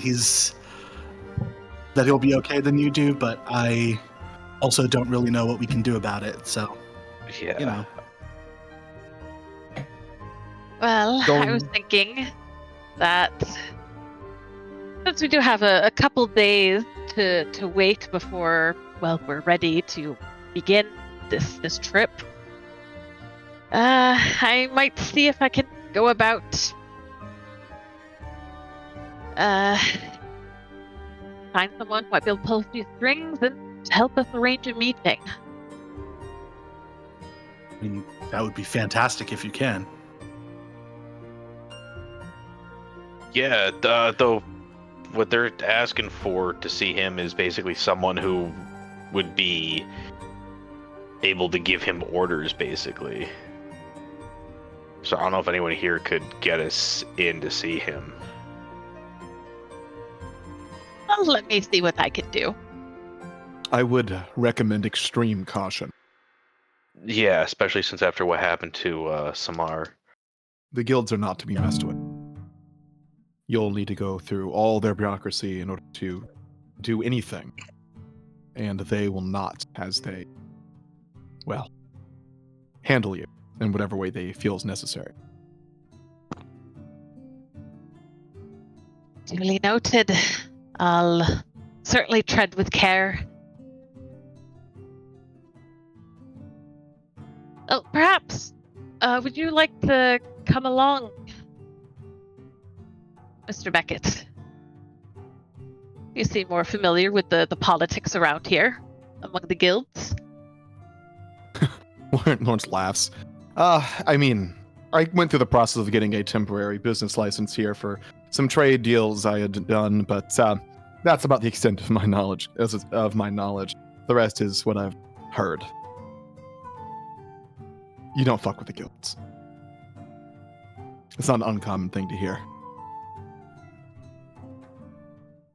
Though if you are looking for company and we are not leaving until those clothes are ready, most of my business has already been finished, so I would not mind. I would certainly wouldn't mind company. Especially if there does end up being trouble. And I get a sense that it might be best for me to hide behind you. Mirror, of course. Lawrence, like, chuckle goes into like that. They're like vague, like, oh, huh? What? A little judgy, like. Anyway, I'll be your bodyguard anytime. She just like smiles. We'll try to keep it from coming to that. I think. And on that topic, Dr. Samar, I am truly glad to see you well. I know I didn't say that this morning, but I do want to say that now. Thank you. I appreciate it.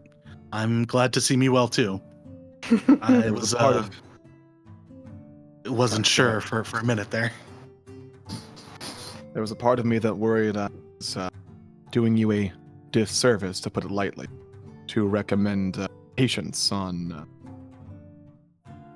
Mr. Villacourt's part. Yeah. No, I think that was the right move.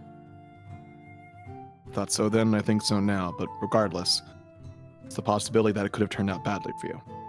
And for that I will offer my apologies. None needed.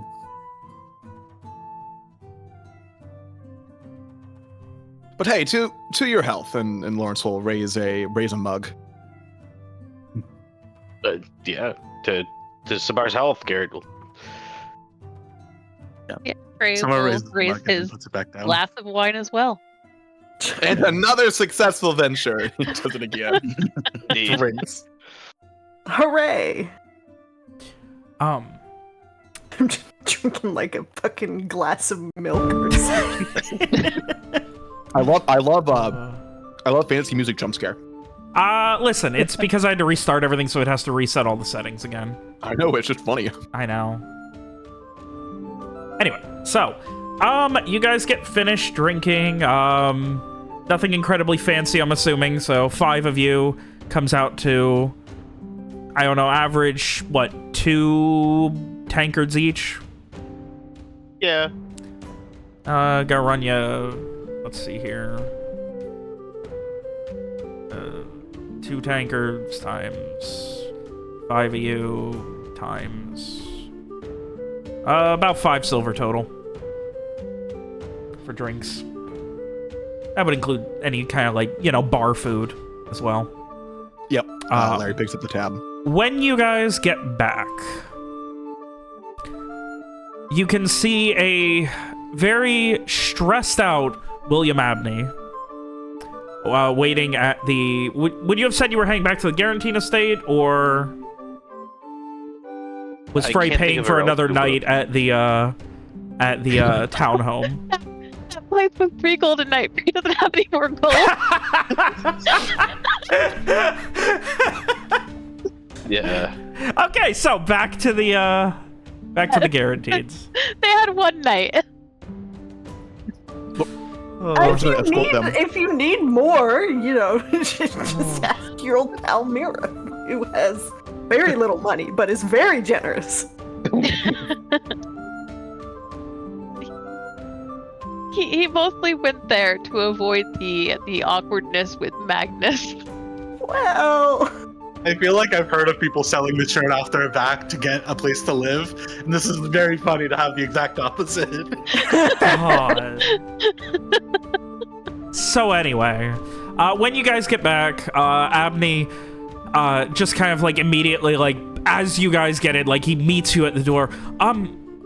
Right, loves. So we've got some numbers. I had a meeting for like 6 hours yesterday with with Mr. Hoslow. I mean, it was a meeting, but also he kept us he motions towards Roland, who is sitting in the corner of the foyer, staring vaguely in much the way Shriek did towards the burnt out house 2 doors down across the street. He hosted us for dinner. Nice man, absolute sweetheart. Anyway, loves, he thinks we can get it all cleaned up, and he pulled some strings. We've got he was able to get an assessor that would be able to do it with us. If we do everything above board, we can have an assessor who would be able to represent the Fortune's Accord for any sort of overhauls, and also possibly be able to negotiate some better tax deals with a different guild who would then be overseeing all of its production and taxes and things like that. Oh, that's very good to hear. You said you had some final numbers. What were they? So we're going to need to hire a wayfinder, legally speaking, unless you're coming with us, which I don't think you're going to be, Mr. Garrett. Unfortunately, not this trip. So we're going to need to hire a wayfinder. That'll have to be done probably out of Daliford. We'll do that if we can find one, or if not, then Fortun Isol will grab one here. We'll see. He kind of gives a shrug. Haven't really thought that part too. After that, we're going to need to hire 5 guards at least. I should be able to take care of them, managing them, but we'll need 5 guards, which are going to be about 10 silver pieces a day. We're going to need some laborers for helping with the cleanup, probably between 1 and 5 silver a day, depending. I don't know. Anyway, I need porters for carrying things, all that good stuff. I want to hire, I mean, you said there was some pretty severe damage, so we're going to need to hire someone who can estimate and repairs for damage and things like that. So, at this point, Van has to do some math.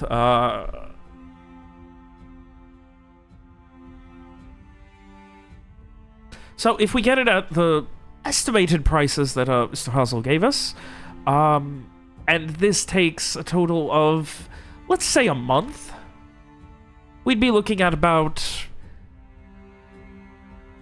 800 silver, not counting the wayfinder or any assessor fees.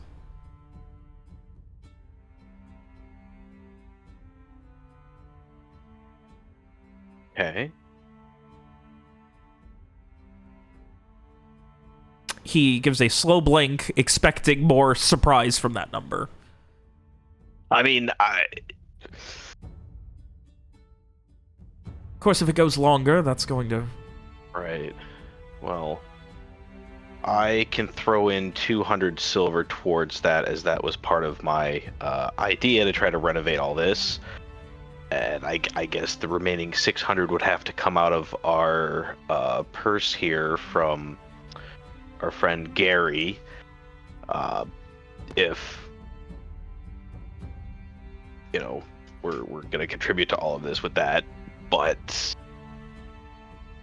yeah, that's kind of where Garrett would be at with this. The person with that purse did say they were going to escort the group back, but it did leave as soon as you brought them to the threshold. You could probably be caught. Y'all want some I'll, business I'll, dealings? I'll do it. Yes. Yeah, Beer, if you want a quick run after him. Okay.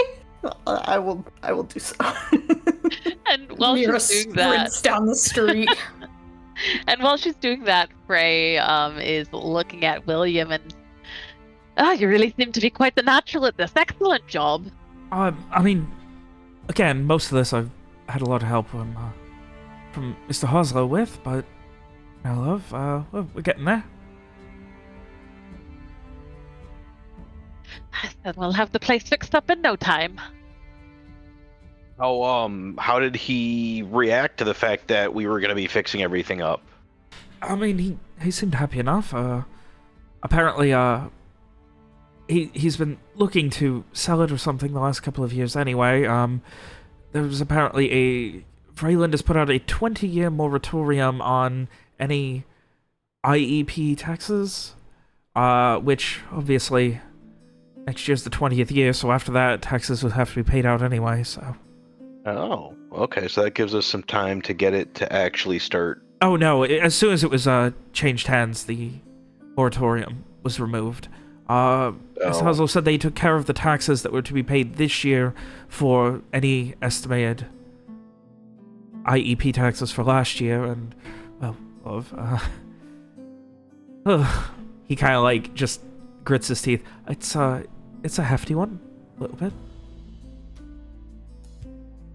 Well, hopefully we can get it fixed up and attract some industry to it so that we don't have to pay out of pocket next year.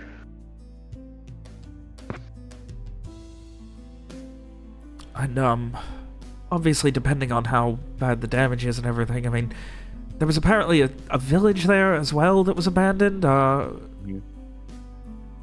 I didn't... He asked if I'd seen it, and I said no, so... What shape was the village in? Did we go through the village? I don't think we went through the village. The path you took kind of like split, and the village was further to the north, and Riverstone was to the south. Yeah, we did not visit the village ourselves. We went right to the keep. Oh, well, on the high end, we may need to, possibly as much as double those costs, perhaps triple if the damage is real bad. So, I guess at this point, you just need to figure out if we're going to be repairing just the keep, or trying to get people back to the village. AK gives a half shrug at that point. And, obviously, any sort of, renaming can be handled as well. If you wanted named anything else, we would have to register that with the offices here too, but the assessor can do that on our behalf. They will, of course, with their arguing, we would be entering a contract with the assessor, who would then essentially be representing us for any sort of guild issues moving forward. I say us, I mean you.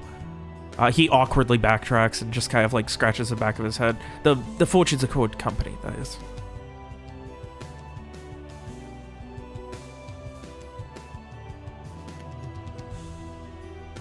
Right. Well, that is...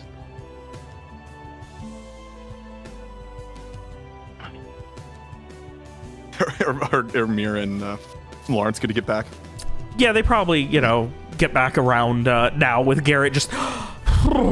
like, wow, that's a lot of shit. That's a lot. Oh, well. Where's the fire? Mira came running. What is happening? So, we ran into Abney here. He got back from Your quartermaster. Our quartermaster. He got back with the meetings from our friend Hoslow, the quartermaster for the Soldiers of the Blue, and was filling us in on the expected costs for repairing the keep and everything. And it looks like it's going to be about 800 silver. I can throw in 200 silver, as it was partially my idea to start renovating all of this. That's about all I have on hand, and still having some money left over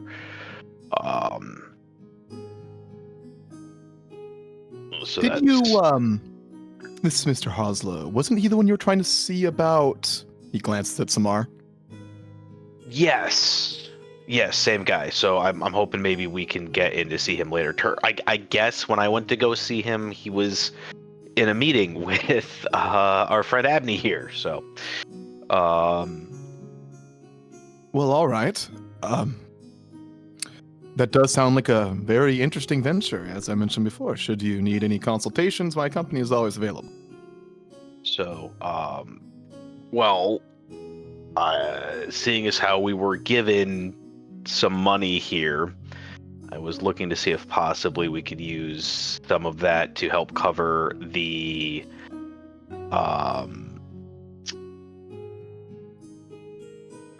cost of repairing everything. Unfortunately, it looks like we were just found out that that was just the cost for possibly repairing the keep. If we are looking into repairing the town itself, it might even be more than that. So we'll have to see how that goes. We'll have to get someone at least to the town to see what it's like.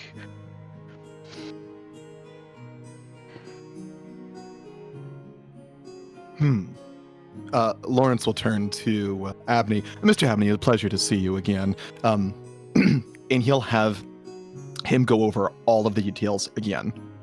He does If you'd so. like. He does so a couple of times, not so subtly, checking parchment in his bag that he has next to him on a table. At a certain point, Lawrence just asks for the parchment, just to see what, just to read all the details. No, himself. love, it's fine. I'm just, I remember it all. That's nothing. Anyway. He glances to the others before going back to just listening. Can I get him, Lawrence, form an opinion on the pricing and whether or not it is a fair pricing for everything? Yeah, go ahead and give me a int trade. As soon as I remember how to do that. Click trade and drop down. Fuck. Full overhauls, hiring a fuck ton of people that aren't, like, it's one thing to hire someone who works for you. It's another thing to hire people mercenary style like this for a month. It seems to be a decent deal, but the specifics are, like, again, that is the low end estimate, like, and this is hiring a total of 17 people, not counting a wayfinder so nearly 20 people. Running at least 35, 40 silver a day would be a pretty good deal. But again, I would say more than that, it sticks out to you that realistically speaking, overhauling a town and convincing people to move into it and start an industry would be a lot more expensive than that. This is probably more, geared towards repairing the keep itself. I hope you all understand that it will take a much more investment to actually get the town running and making a profit than this estimate. And on top of that, if I may, I would highly recommend offering additional incentive to the laborers, as not only are they risking themselves being out, in the wilderness to recover and repair things, but you also want them to stick around to continue working on the next phase. In addition, I would recommend another guardsman on top of it, just to be thorough. Yeah, no, I know this is just for making original repairs and assessments, yeah. Now on to your request. The funds that my good friend and associate, Mr. Garvin, has provided are specifically for the sake of this venture, us finding this tome and recovering it. I do not see how it would be rightfully applied to your venture at this keep. But I might be convinced otherwise. If certain considerations are made.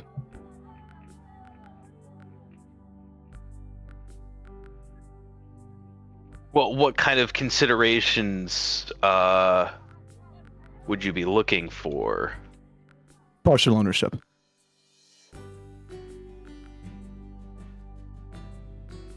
How many people currently own it? Is it? He counts the people in the room. Is it the 6 of you? Is William miscounting? 7 of you? It's the actual ownership is 2, 3, 4 of us. 3 of us. I think did Mira sign? Yes. It was Mira, Garrett, Strieg, and Rowan. Yeah, so just the 3 of us. Mira, Strieg, and myself are the current owners. I see. Then what I'd ask is 5% from each of you for a equal per person share of the responsibilities and any profits that are made. And of course, should you bring me on in such a fashion, I'd be happy to lend the aid of Beckett's Finds and Fineries for anything that we might do. Not to mention, I do know quite a few people who could assist in this endeavor. Mira looks at Garrett.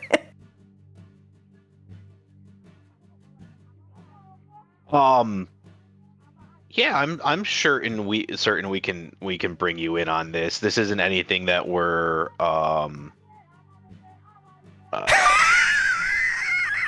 Sorry, I looked at Discord. I made a mistake.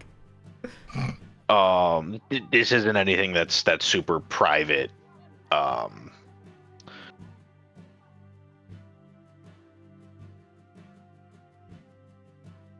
Well, I think it would very clearly be to your benefit to have a such a skilled tradesman involved in the venture. Yeah, exactly. I think that would be good. So yeah, certainly. I don't think 5% is too much of asking. Or well, I guess technically it'd be 15%, wouldn't it? Well, it's 5% from each to make it 2020. Yeah. Blinks. We're talking percentages, Miss Tyrell. Well, it would only be the 4 of us. It'd be 25 each. That's fine. Did I miscount? Yeah, just the 4 of us. Yeah, you miscounted. I swear you said 4 own. Regardless, yes, then that much. Rowan's dead, so. Yeah, unfortunately, Rohan was the 4th signatory, and I see. I do believe I mentioned before, but again, my condolences for the loss. I'm sure it was difficult. But yes, that is amenable. He turns his look. He turns back to Mr. Abney. Now, good sir, we'll need to see a contract from that. What was the term you used, Robert? Assessor? For the guy? From the assessor before any funds are allotted. Of course. I can go meet with him today. Lawrence will defer to the others to make that final decision. For the record, Abney looks a mixture of nervous and excited that he's finally being trusted with something that gets to be useful.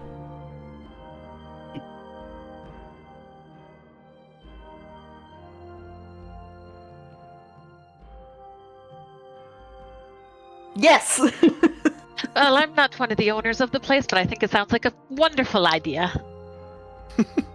Yeah. I'm also Sure, not an owner and have no opinion.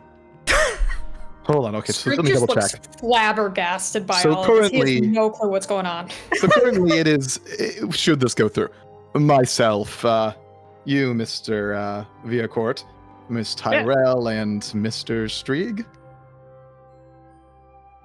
Yes, that's right. I think. Yeah. Those are our board members, then. It'll be the 4 of us. Now, does Mira have the earring in? Yes. So she would have heard what Strieg was thinking. God. Yeah. God. That's funny. Oh.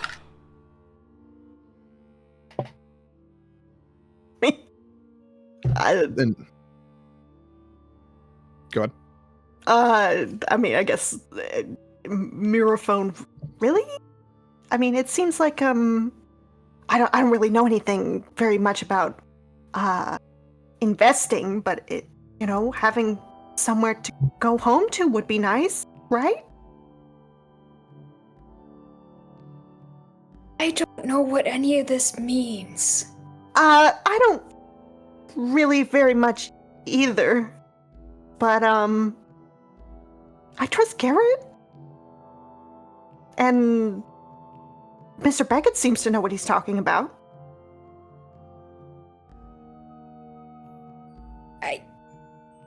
I feel like I'm just here. Me too.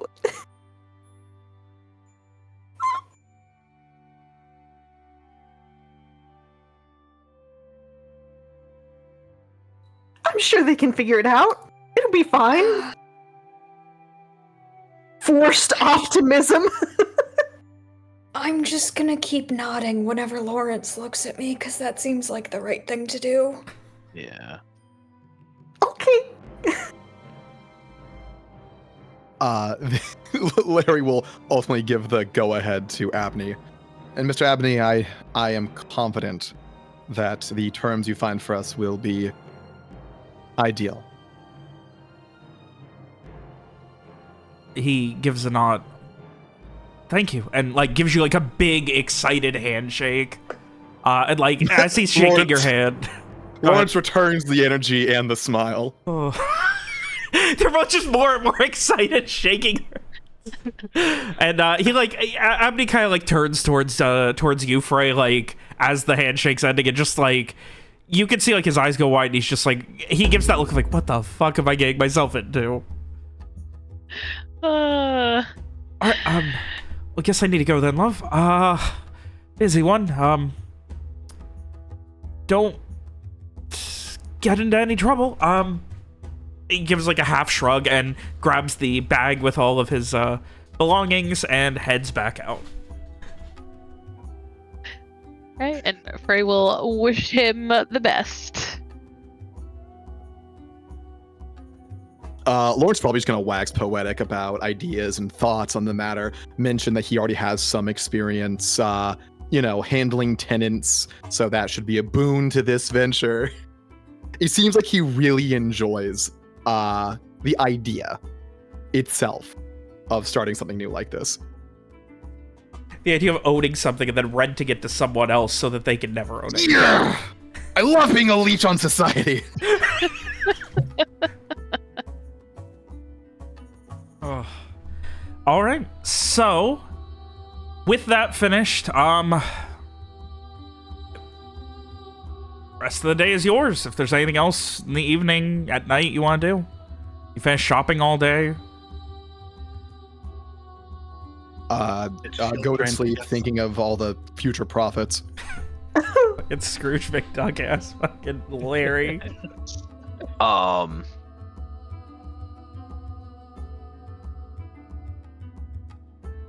Like, what time is it at this point? It's near sundown. Okay, so actually, I think Frey would want to head out if Lawrence or Mira would like to accompany him. Sure. He'd probably need to be asked before he leaves, but he'd probably be like, you want to do it this late? Sure, but he would agree. Well, some of the best deals are made during evening entertainment. So, with Frey, I want to use his Elite Ties ability. He already has the connection to Bright the Wrong, so I'm hoping that through that he could maybe, get other introductions, and his goal of this would be to see if he could arrange a meeting with Zane.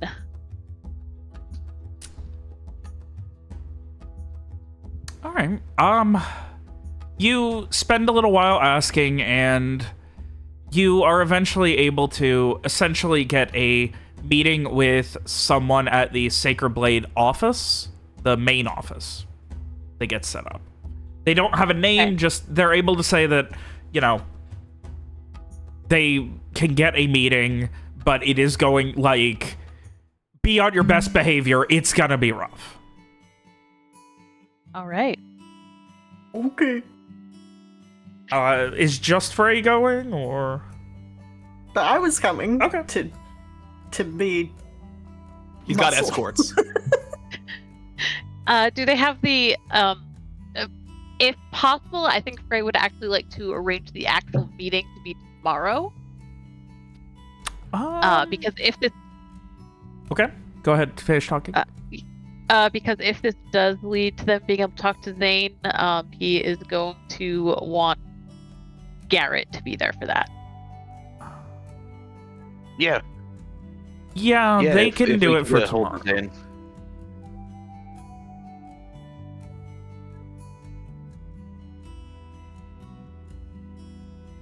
So yeah, they can do that for you for tomorrow. No problem. All right, excellent. Anything else you guys need to do today? No, I mean, maybe show Samara a couple things with the shield. You know, grab like a chunk of wood or something from the fireplace to use Grab as a club. hat So I'm not trying stand. to. Yeah, like a hat. Well, yeah, just to kind of beat on them with a little bit to like. Here's what to do So I if don't someone have to- comes at you with a halberd. Abney, hand me your halberd. Yeah, well, I don't want to use anything sharp. You're right. I rolled A warrior should do. So, all right. Can I roll to see if I'm some kind of shield savant? No. You can put points in stab if you want to see if you're some kind of shield savant. What if I rolled a natural 12? Okay, you know what? Give me an int stab. Wait. If you roll above a 12. I'm not a shield savant. You it are not a turns shield savant. Are you happy? Do you want me to roll a stab as well? I want you to. William wants you to. Let's. I'm gonna say a charisma stab to see how well Garrett is able to explain things. Honestly, Dad not bad. Dad not bad at this. For being rusty. out. Nice. God, I will never get over Worlds without number where I can ask for a charisma stab. You could have always asked for that, Robert. It was always there. Anyway, If you need to be stabbed, you can always ask. So, with that, last call for any last minute tasks on Empyridane. Scrooge McDuck dreams. I'm just gonna wait around to see if Magnus ever comes back, I guess. Other than, you know, being a bodyguard. It is finally, like, late at night. Like, midnight when he finally comes back. And he comes, like, he's not loud. I mean, he's always loud, but, like, he's not so loud that he would wake anyone up, but being that Mira doesn't sleep, it's not hard to notice him coming in. He's not trying to be sneaky when he comes in. And, he just, like, are you, like, waiting for him? Do you go meet him? I mean, what season is it? It is the end of winter. It's cold, right? It's still Yeah, I'm freezing. probably, like, mending something in front of the fireplace or something. Okay. And he comes in and he kind of, like, stumbles his way towards you and just, oh, I'm Mira. How are you doing, Miss Mira? I'm drunk. And, like, you look over and you can see it looks like he has a lot of blood coming out of his nose. He has a cut on his cheek. He has a black eye. And his entire, like, left side of his face, like, from, like, the cheekbone all the way up to his hairline is very badly bruised.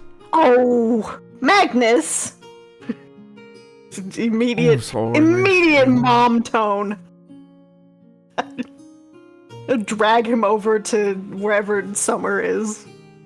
It is midnight. Would Samar be asleep? I will knock. Yeah, you can wake me up. Okay.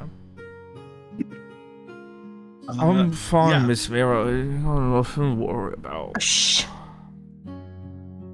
Oh, you Jesus. shush. That hurt, Miss Mira. Hello. Look, Come on. How are you doing Hello. today? I better than you apparently. I'm gonna disagree. I feel great right now. All right, there. He gets 15 hit points back. Jesus Christ. And he just kind of, and like starts like rubbing away at his face, and he just, oh, it was something. Oh, well, my head hurt no more. You're good at this doctoring thing. Thank you. I have one skill, He like so blinks a few times and like starts like stretching his arms a bit, and like he flexes and. Thank you so much. of course. Miss Mira, What happened? I'll be back later. I gotta go finish something. And he No! starts stumbling back outside. No, he's not allowed. Gotta try and grab him. I will help Yes. Era try to pull him back. Okay, I'm going to need strength punch to grapple him. From both of you. Okay. Hell yeah. Wow. Come on, Forbidden. Magnus. Yes! While And- I have my hands on him, can I heal him one more time just in case he needs it? Oh, he was definitely like you don't need to. He's good. Okay, cool. Yeah, Good. like he just kind of like, Samar, you go to grab him, and like you grab him. You're like, hey, and like Mira, like you lock to his hand, and he just kind of like shoves you back off, not hard, but just like, look, I'm gonna need to go finish up what I was doing. I'll be back, all right? And then No, oh, you don't.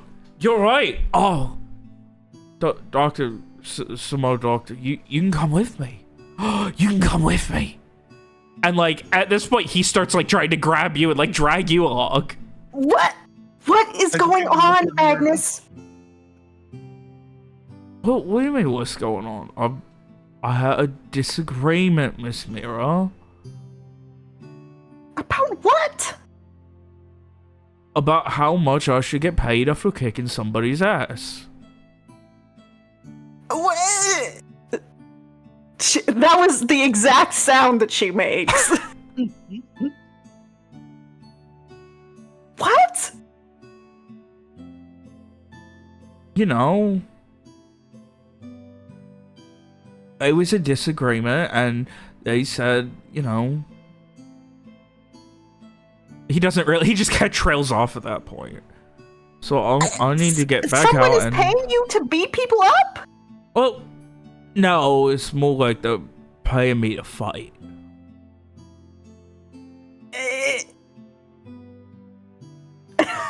Again, Obviously incoherent sound. Obviously, they're not paying me enough, or I wouldn't have come back looking like this. Because, listen, I mean, one-on-one, nobody can take me down. And he looks like he's gonna say something else, but then he just doesn't. And he just like, his head kind of goes low, and he just looks up at you, like with his head low. Don't give me fucking puppy dog eyes, you dumb asshole. Samira, I gotta go. No, I'm gonna don't bring think the you lovely magic doctor here with me. Summer has gone limp. It's just like I am not fighting this man. I do not know what the correct thing to do here is. I'm just staring at Mira like, please help. I don't know what I'm supposed to do. For the record, I Samar, like the way you grabbed him, like he turned and like kept walking like you weren't even there. Great. Like the man is like, just, it was like trying to grab onto like a fucking walking house. Yeah, love that. All right. I mean, I'm trying to decide if Mira would be able to put 2 and 2 together, that he's like in some kind of pit fighting thing or something, right? Look, Miss Mira, I'm gonna be fun because I'm gonna bring a doctor here along, and our doctor, some doctor, is gonna make sure I'm doctored.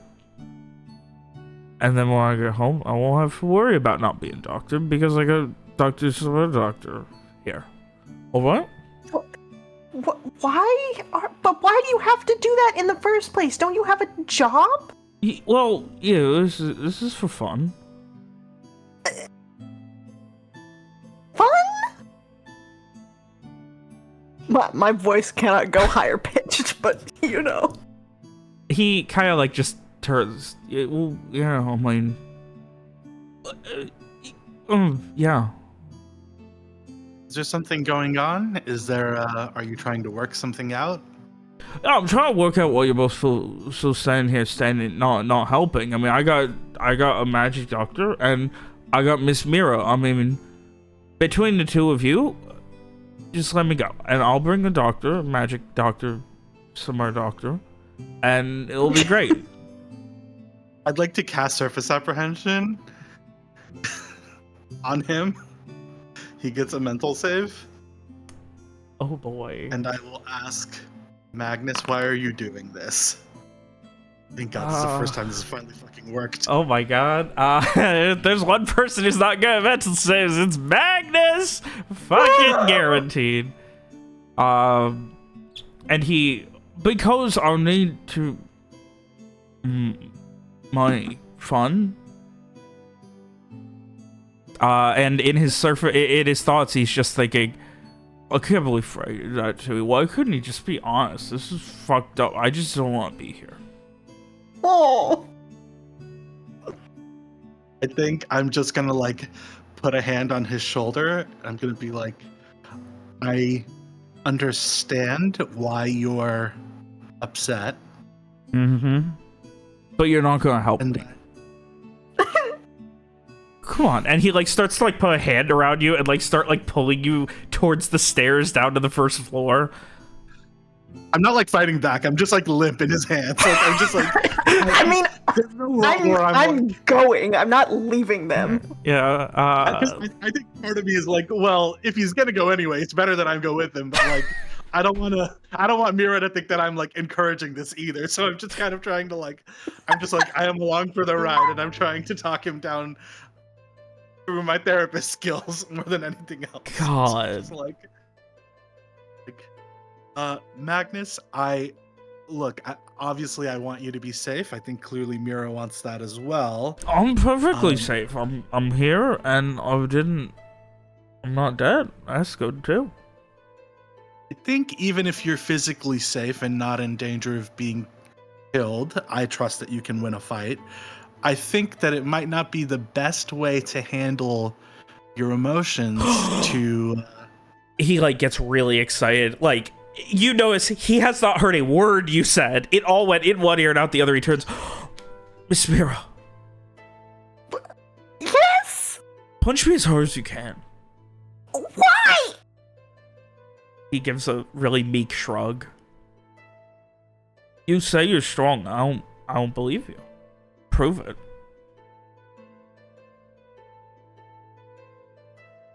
Surely there are other ways than punching?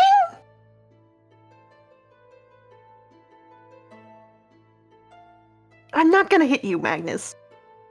You should come with me. We can both fight. I don't really, I don't want to have that kind of Magnus? attention, Magnus, I think punching the bad guys harder and harder is not going to win you the fight against your sadness. He gives a slow blink. You cannot, no matter how much intuition you have, you cannot tell if it's because he is clueless or because he is drunk, but he is not comprehending whatever the hell you are saying. There is Magnus, stay here for the night. If you want to go tomorrow, then we can go. How about that? Give me a charisma convince.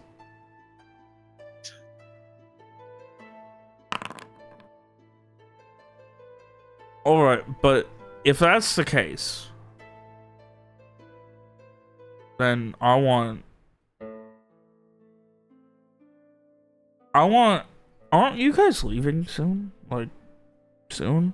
We have a day or two. Alright, so I think it would be important to make sure that you're all ready to fight, so you should all try and fight me tomorrow before I go. I'll fight you all. Well, not Frey. He's a small boy. He doesn't want to fight. Agnes, look at me. Do you think I could fight you? He looks you up and down. All right, not you. Literally 9 hit points. But Yeah. I want Miss Miro to fight me. I think you know that there's no Garrett world to where fight Miss me? Miro We could arm wrestle? I want. He pauses for a second and then ignores everything you just said there. I want Streak to fight me. I want Bill Abney to fight me. I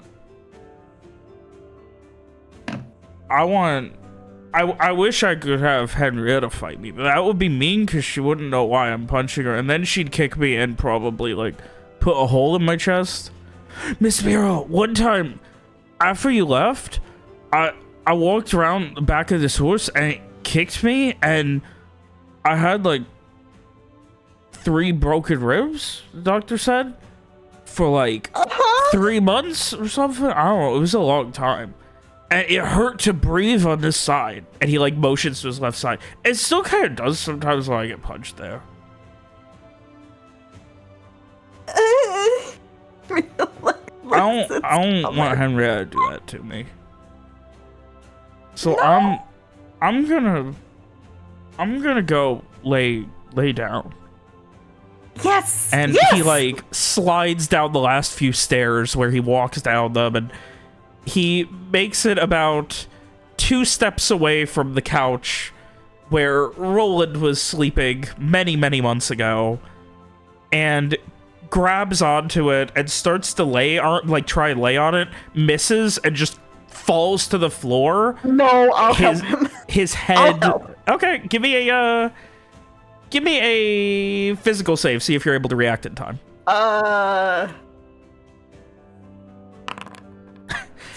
Not expecting this massive man to just go straight down. He goes down, his head slams into the side of the couch. No. You see, like, it, like, bounces off, and then he just, like, his head is at a crooked angle as he's, like, face down with his head up against his shoulder, and he just begins snoring. I'm going to heal him again, and I will, I will do this thing also. All right. And, yeah, snore he does. Oh, Are you gonna help him up anyway, Miro? I'll try. You don't have to roll. You're strong enough to lift him up if he's unconscious. Oh. Sorry about that. I guess he's taking it really hard. I get it. I probably would too. I mean, I'm not personally attached to people like that. I'm pretty okay going with the flow, but I get it, you know. Yeah, the boys had a rough time.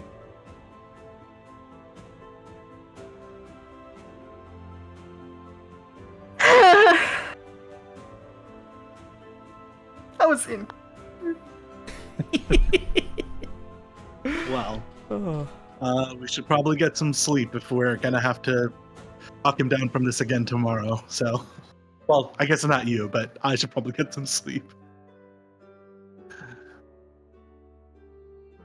I could try. Yeah. I mean, right when he left, my father gave me a potion that I think what it said was, he said that if I wanted to try to get some sleep, that it would help. Something like that. I should have written it down. I mean, it sounds nice. I've never done it before. I'm a little scared. What if I don't wake up? I mean, my father would never give me anything like that, but... We'll wake you up. Even if the potion doesn't work as expected, I have faith that we'll get you back out. Okay. He looks skeptical. I've always wanted to know what dreaming is like. Maybe I will? Yeah. Let's go see. Summer will like wrap their arm around yours and just sort of like almost like skipping towards like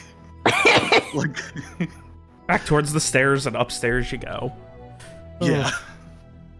The sounds of Magnus's heavy snoring, like someone quite literally sawing logs, echoing throughout the quiet Guarantine estate, and probably outside it as well. And you guys make your way upstairs. Mira, you get a bedroom to yourself. I'll lay down and fucking drink the sleepy potion.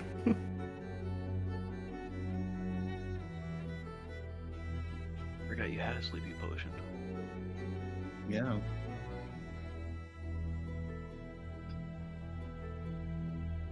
And we're gonna be in the fucking wilderness for 2 months or whatever. Might as well do it while we're in civilization. Yeah. And Mira, you drink it, and for the first time in your life, you lose consciousness. I don't know how I'm supposed to even describe that. Like, how do you describe losing consciousness to someone who has observed every single moment of their life for like 35 years? I mean, is it slow or like that? It's probably a little slow. Like, at first you do just feel like tired, which isn't really something you felt, like physically just like exhausted, which is also a new feeling. Before eventually succumbing to sleep. It is. It's on the one hand, like, it is wild that this is the first time Mira's sleeping. On the other hand, she did spend 11 years sitting there waiting for somebody to show up. Or whatever, 9 years, so... It was 11. Yeah, okay.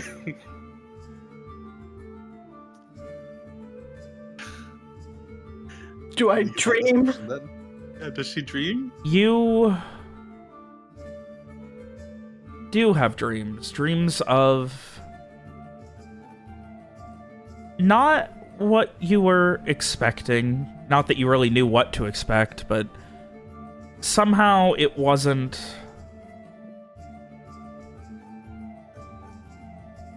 It wasn't this. It's your father, much younger, no real beard.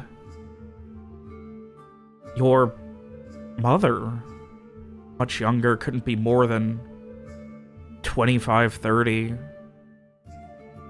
And you're a child running up and down a lakeside.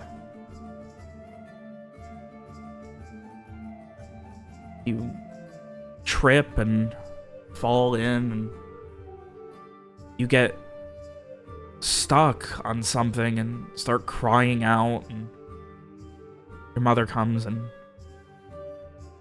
she just looks down at you and picks you up and holds you, and you feel safe, you feel loved, you feel whole, wholly human. And there are similar moments that flash, but that is the one dream that truly sticks with you when you are awakened by the sound of hard slamming of something on wood coming from outside, along with everyone else.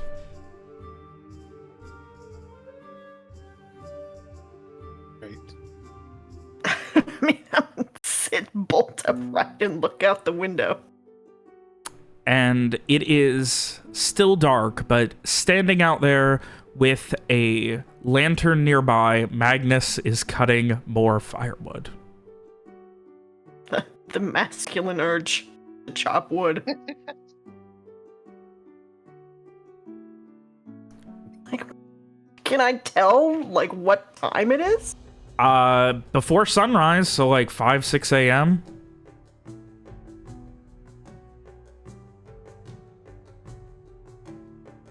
Do I feel groggy at all? Or just awake same as usual? You awoke, and there was like that second where you thought it was a dream, hearing that, but then like you hear the smash of wood again, and you like that kind of fight or flight response almost kicks in after a second.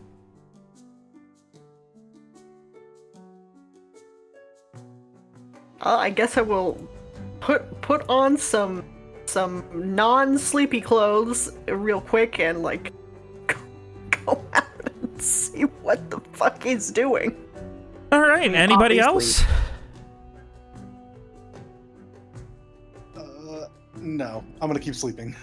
It is very loud. Like, it's enough to awaken you all. Like, everyone, unless you are a heavy sleeper, would have been awoken by this. You probably could get back to bed, but you'd have to, like, you know, get up and get pillows and put them over your head, that kind of thing. That's what I'm doing. Okay. He already woke me up the first time around, taking a loop, so.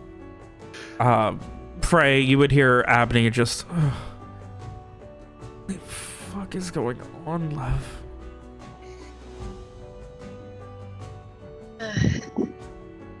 I think Frey would get up and look out the window.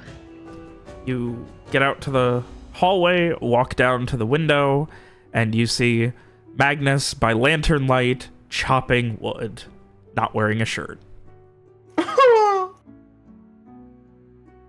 The window is, like, frosted over, too. Like, it's cold still. Yeah, so I think... Does Frey see Mira at this point? Is she heading out? Yeah, probably. Yeah, you probably see Mira, like, now dressed in her regular clothing, starting to, like, coming out of her room.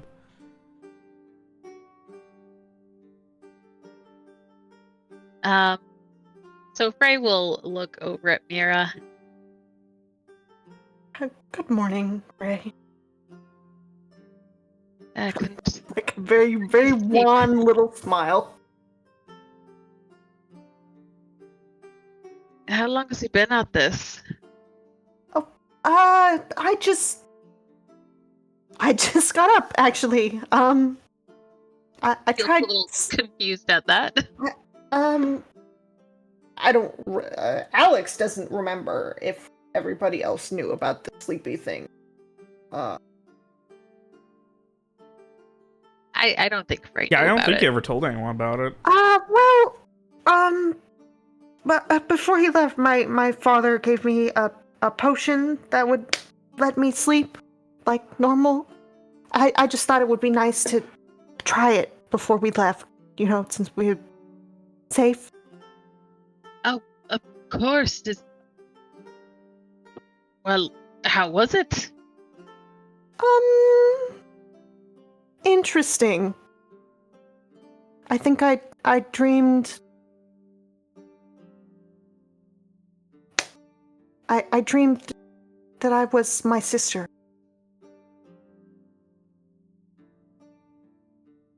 He gives you a curious look at that. Well, I mean, I was never a child. I never met father's wife. But I felt like she was my mother, and I saw her. So, it must have been Perdita's dream. Or I was dreaming that I was her, or she seems a little confused, but not disturbed at all. Just trying to figure it out, I guess. It was kind of nice, actually. Maybe a dream born from her memory. She is with you after all. Yes. She, absently, I'm doing it right now, but you can't see me. Kind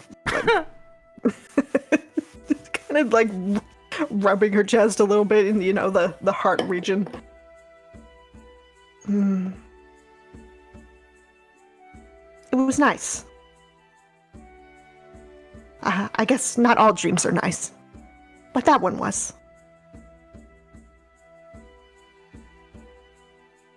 Well, I'm glad it was a pleasant first experience. That's the way dreams should be.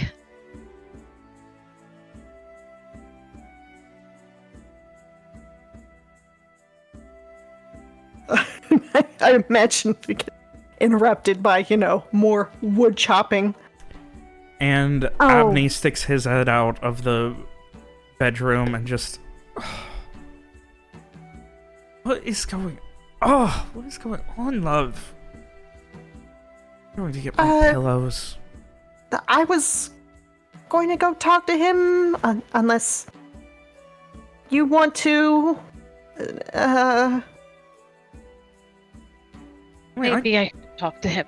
I could. I mean, we seem to get on really well. At least till he found out and then kind of avoided me.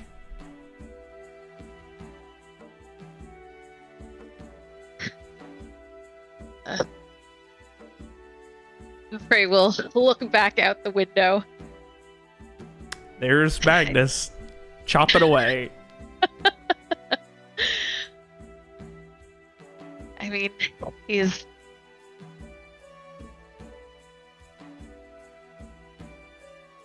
if only I could have afforded another night at the townhouse.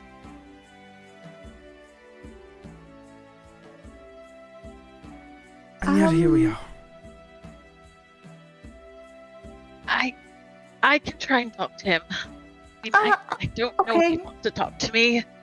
I'll go sit by the fire. I guess if you need me for anything.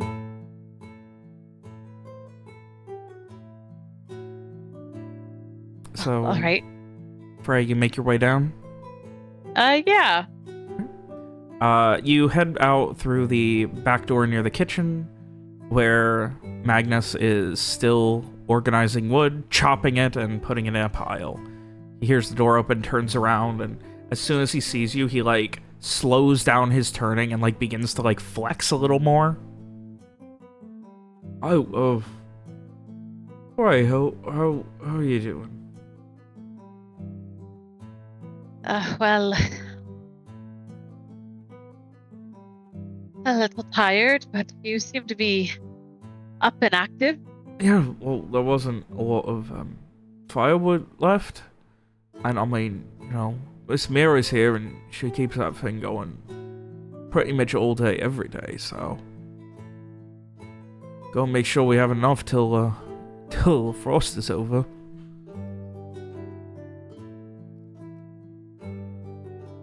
Well, I think you've got plenty enough for now. Well, I mean, I'm gonna be busy later. I'm supposed to be, Miss Mira said she'd fight me, so I need to be ready. I need to make sure that you're all ready. If you're going crazy into nowhere, I want to make sure that you're all good to fight. So, Miss Mira said that you can all work out with me. But I know you're not gonna fight, so... you know. But I mean, everyone else, I guess not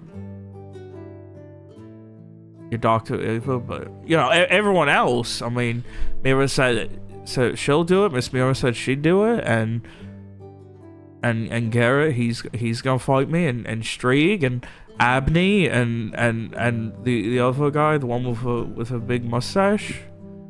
Maybe he'll fight me. Mr. Beckett. Yeah, maybe he'll fight me too. Because I want you to all be safe. And if you can't even beat me, how are you gonna beat like a bear? Because I mean, Frey, you need to know what don't get me wrong, I'm a big guy, and he like flexes again. This bear's bigger than me. Oh. We know, Magnus, and we'll only be all the better for.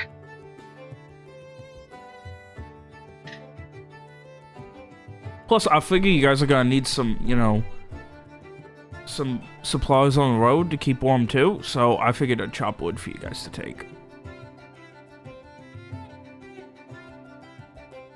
Magnus. And Frey will step a little closer. Oh, what is it, Frey? I am sorry that you found out that way. He looks away and doesn't say anything.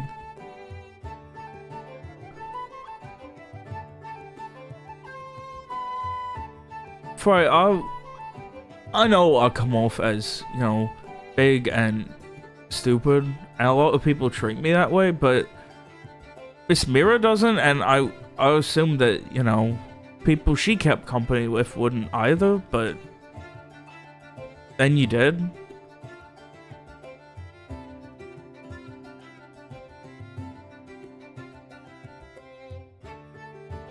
And I think that's what hurts the most about it.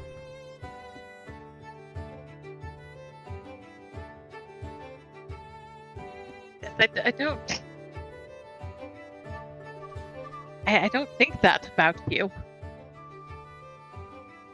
Well, then why? And he just motions. Why not just come out and say it? And why try and hide it all from me? And you guys avoided telling me what happened to Rowan. You avoided telling me what you and Mr. Abney.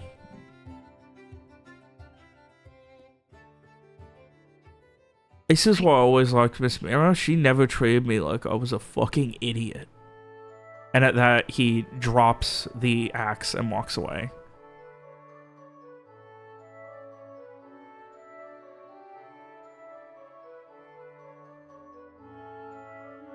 Frey.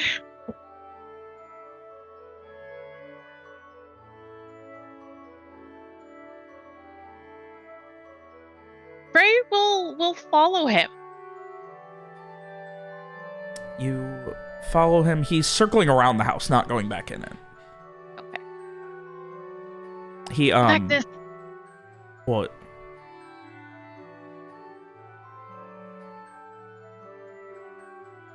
I'm sorry we weren't direct with you. I wanted to tell you right away, but there was so much happening. And I know that that's no excuse.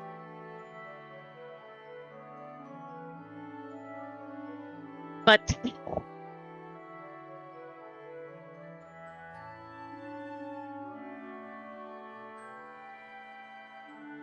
he just kind of stares as if expecting you to constantly talk and say more, but at the same time, like, he doesn't want to listen.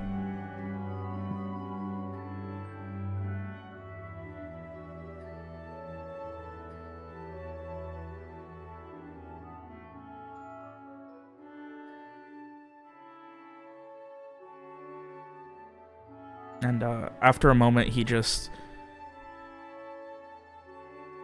shakes his head again and I don't know. I don't know. I'm gonna go. I have things I need to do. I don't know. Like I said, I'm just upset.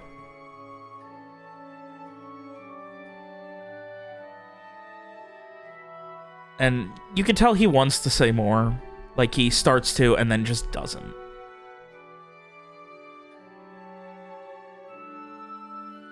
And off he goes. And Frey, I think we'll just watch him go this time. We're turning back and heading back inside.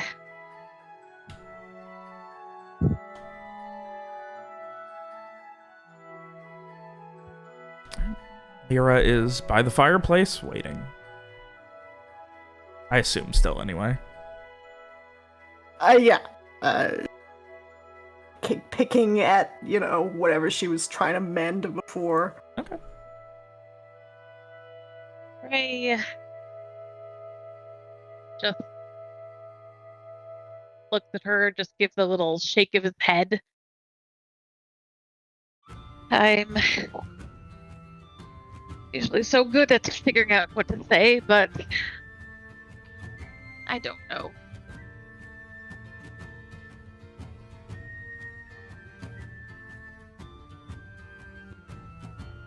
It's easier without the attachments.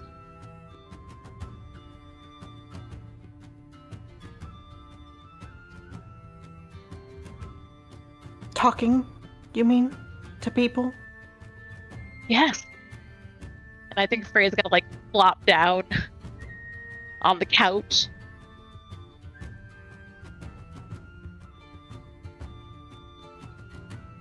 That's what I always did. I talked to people. I would tell them what they want to hear. I would tell them the things they should believe.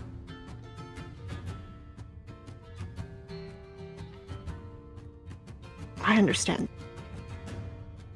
Reading everything in books is so much easier than doing it yourself.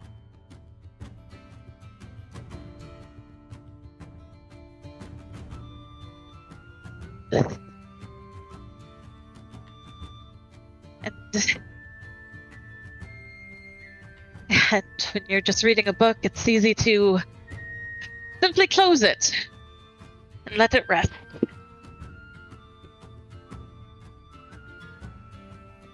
Yes, that's exactly right.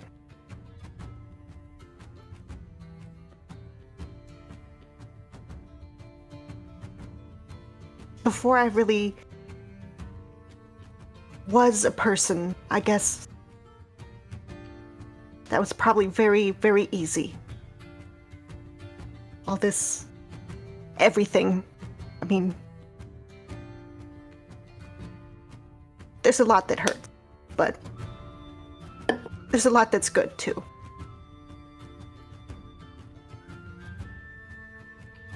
It's just complicated. There's no easy answers, you know? Not really.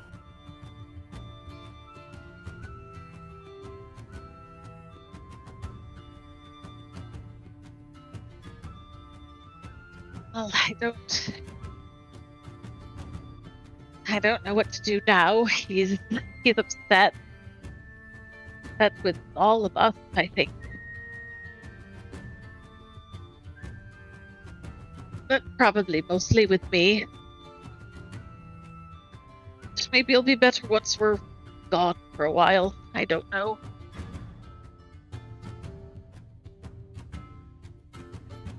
Absence is supposed to make the heart grow fonder. I did turn him down. He understood that, right? When we left the first time.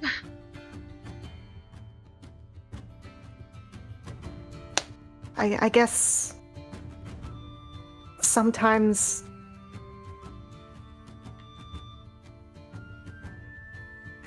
hope is what makes it harder. If that makes sense. It does. It makes perfect sense. I peddled in hopes after all. Hopes and dreams and pretty pictures.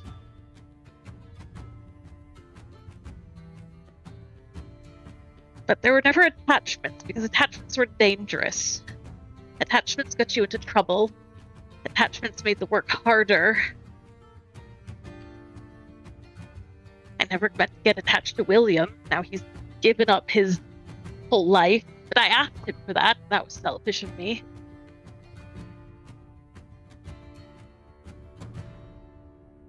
Do you regret it, though?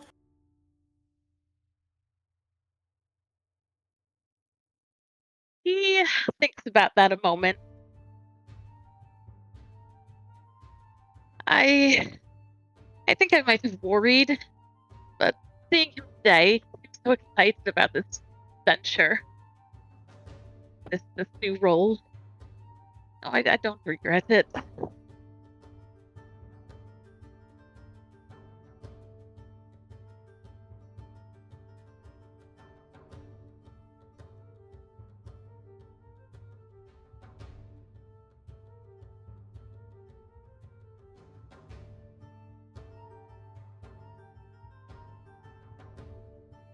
I don't regret anything either, I think.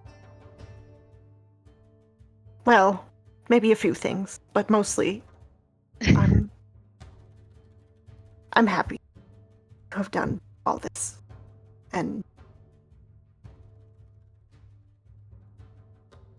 I am happy that we were able to meet you, even if it involved going into that horrible keep.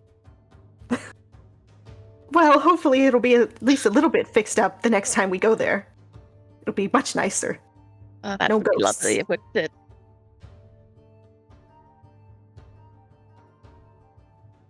I do hope that after everything that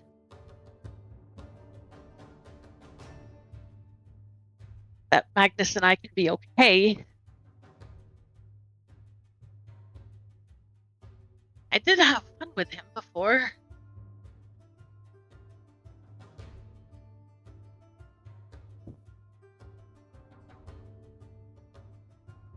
Maybe some things just take. I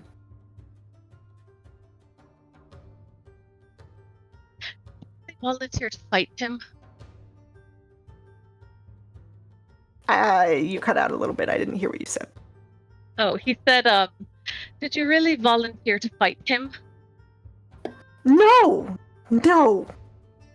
I just wanted him to go to bed. I don't think I agreed. Well, he... Maybe that was what he heard.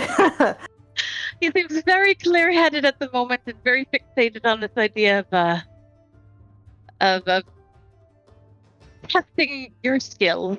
Not just your skills, everybody's skills, although I'll admit part of me thinks it might be an excuse to punch William.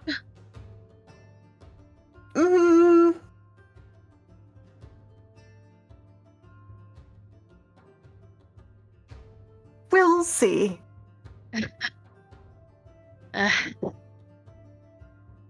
Maybe if I go first and I show him, that I'm good enough to protect all of you, then he'll be satisfied. Perhaps. I don't know.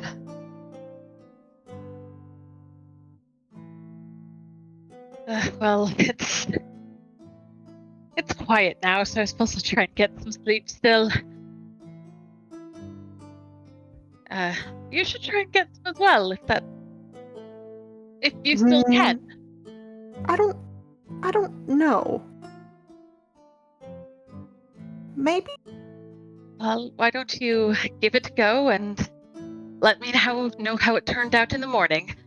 Or in the afternoon, as it's more like. All right. Good night. Good night. And Frey, feeling very off about everything, is gonna go back up and join William. As you start to head up, you hear something like footsteps on the stairs. Like moving around on the top of the stairs. And then sounds like someone not running, but more quickly and heavily walking down the hallway as you're heading up the stairs. Okay, it's gonna keep going. Wondering if this was William listening in. You get back to the bedroom where Abney has about a dozen pillows on the bed now.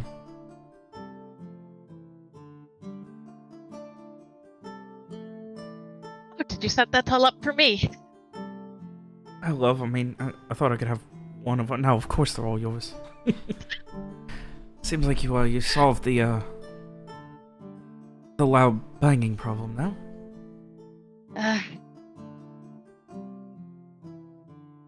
I for the moment, at least, he is upset, understandably so.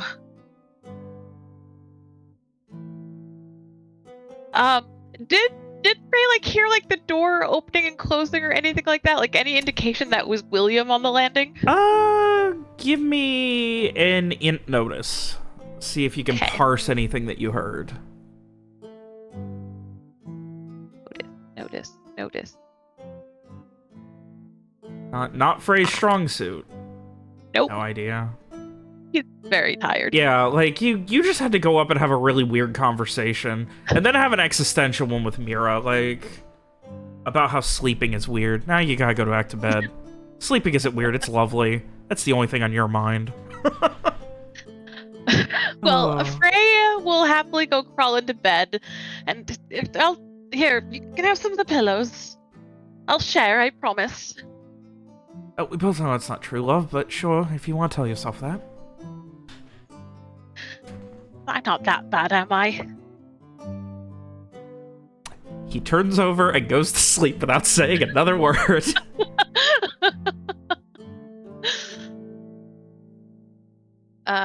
Frey will lay there for a few moments. Then he'll just say,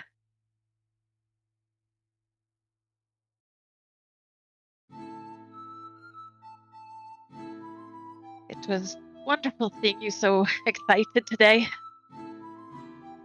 I think at this point it was yesterday, but it's nice to feel useful. I mean, I took a chance in trusting you are Fortune's Accord, and you particularly, right?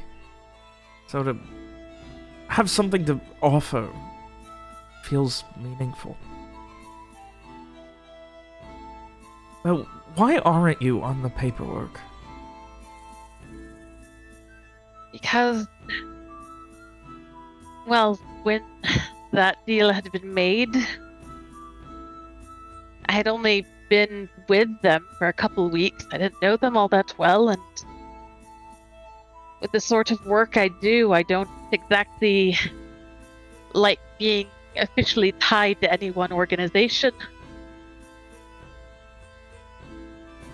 He just gives a nod at that.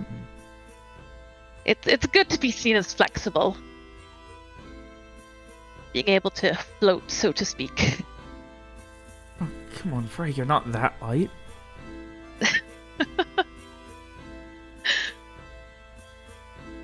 I'm going to desperately try and get some more sleep, because if I end up getting... I have no idea what time it is, but... Oh, let me tell you, if this is all I've got and I'm going to have to go through meetings today, I might just collapse on the street. Oh, well, we wouldn't want that now. Promise won't say another word. And Abney desperately tries to get back to bed. Alright, yes, and Frey will also try and get some sleep. With that, it is a new day. Yes, it is here in Fortun Isol. And if the plan is to leave in the morning, this is your last day for anything else that you guys need to do. Did Frey still want to get the fellas and head to the office meeting? Yes, he would. Yeah, I was about to... Who is the person who set this up? Frey is definitely going to want to lean on that name drop. The person who set up... his meeting with the Sacred Blade Industries from his elite ties. God, I didn't have anybody particular in mind. I don't think you need to worry about it. Okay. Like, it's somebody important. If you remind me later, I can get you an answer. Yeah, no problem. His name is Jeff. I'm afraid we'll My name probably is be leading on that name drop. All right. So, come about, late morning. Who all is going to the meeting? Lawrence Beckett of Beckett's Fine and Finers will be there consulting, of course. Garrett would definitely be Perfect. going to try to see Zane, if possible. And Mira, I believe, would also be coming along. for bodyguard support. reasons. Does Samara moral want to go? support. No. I mean, I do, but I can't. Does Streak want to go? Do either of the wanted people want to go? Yeah, I also don't really think Streak wants to face down with the cops, thanks. Oh. Well, I'm sure. I I'm sure the would- two corrupt criminals can find something to do. Oh, well, I we imagine, got as we're all the mirror leaving, someone's phone. just like looking out the window at the front door, just like giving you all puppy dog eyes, like, okay, bye. Lawrence will give him a heartfelt wave in return. Yeah. So I think Frey would kind of, before they actually go into this meeting, he'd want to gather them up and I think I would very much like to avoid any impression that our inquiries are coming from Vicania. Or Vrayland. Do I have the wrong one? Oh, Vicania is where Garrett's from. Yeah. Okay, Vicania, thank you. And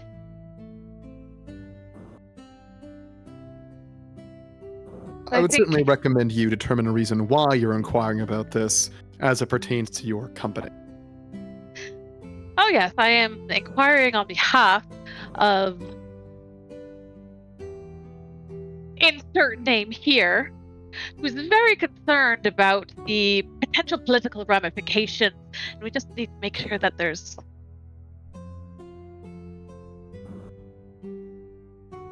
nothing more untoward going on. Mira, you're my assistant. Please do take dutiful notes for me. Garrett, you're can my do that. bodyguard. No offense, Sure. just from a No, yeah, no one would believe that Mira would be your bodyguard, even though she could probably beat up everyone in the room single-handedly. exactly. Chuckle. Lawrence chuckles. And Mr. Beckett, you are Consulting. You're consulting. Excellent.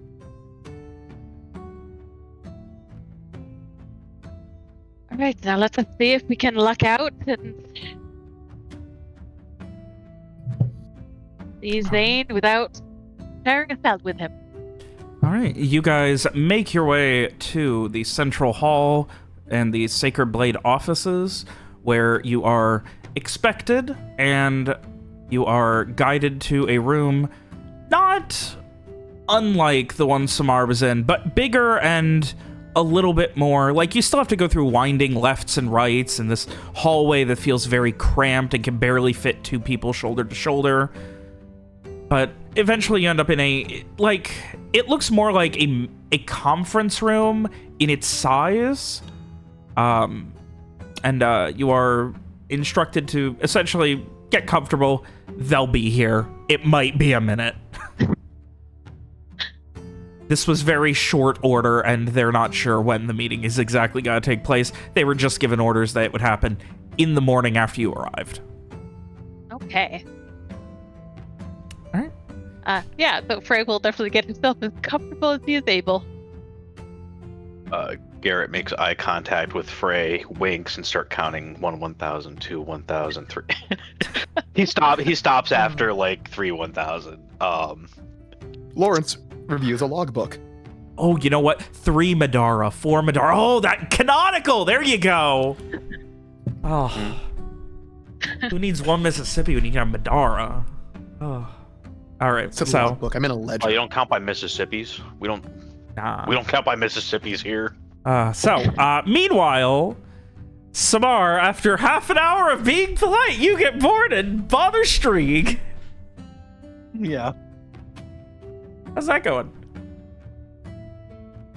I think I'm just sort of like, so what was in the house? Normal house things? What do you think is in a house? Right now, nothing. That one burned down. Why did it burn down? Because it got set on fire? By who? You know, I never actually found out his name.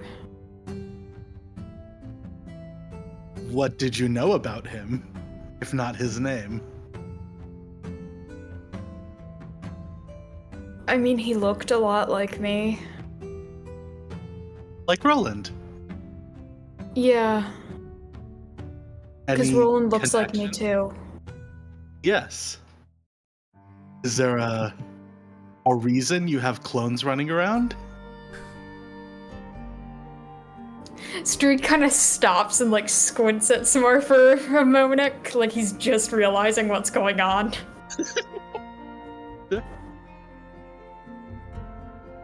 That's hilarious because that means you're just like unintentionally this unhelpful. Yes. That's how you defeat Samar. Yeah. Completely useless in a conversation.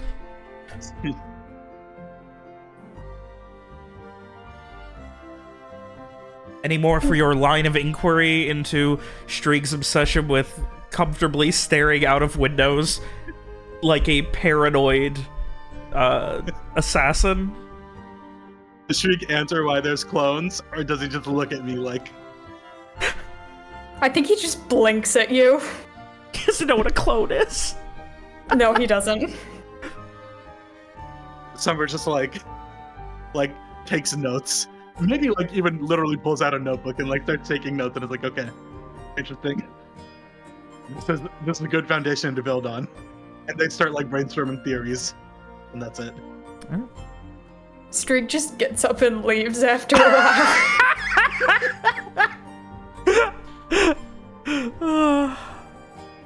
He's as he walks out, he's just thinking, God, he's so weird. Oh, what? That's so weird. It's so funny to like Streak accidentally found Summer's kryptonite by being like unintentionally completely unhelpful in answering questions, and then Summer accidentally finds Streak kryptonite, which is just writing. Mira on the mirror phone is probably just like, I think they're trying to be friendly. Yeah. Unless you took the earring off. Oh damn! It is so funny to imagine that you would have the earring in, and then also I would call you, and so you're just hearing both sides of this at the same time. Oh. So, with that, Yeah. you guys get to your meeting. About 45 minutes pass. About halfway through, someone does come in, and they let you know that someone is running late, but they will be arriving. And, yeah, there's no immediate follow-up otherwise, but, you know, just sit tight. Do you need water? It's about the only other thing they offer. Lawrence is happy to accept the refreshments. Yeah, Frey will as well. All right. They go and get a few glasses and a large, like, big water keg. Being a bodyguard, I test the water first.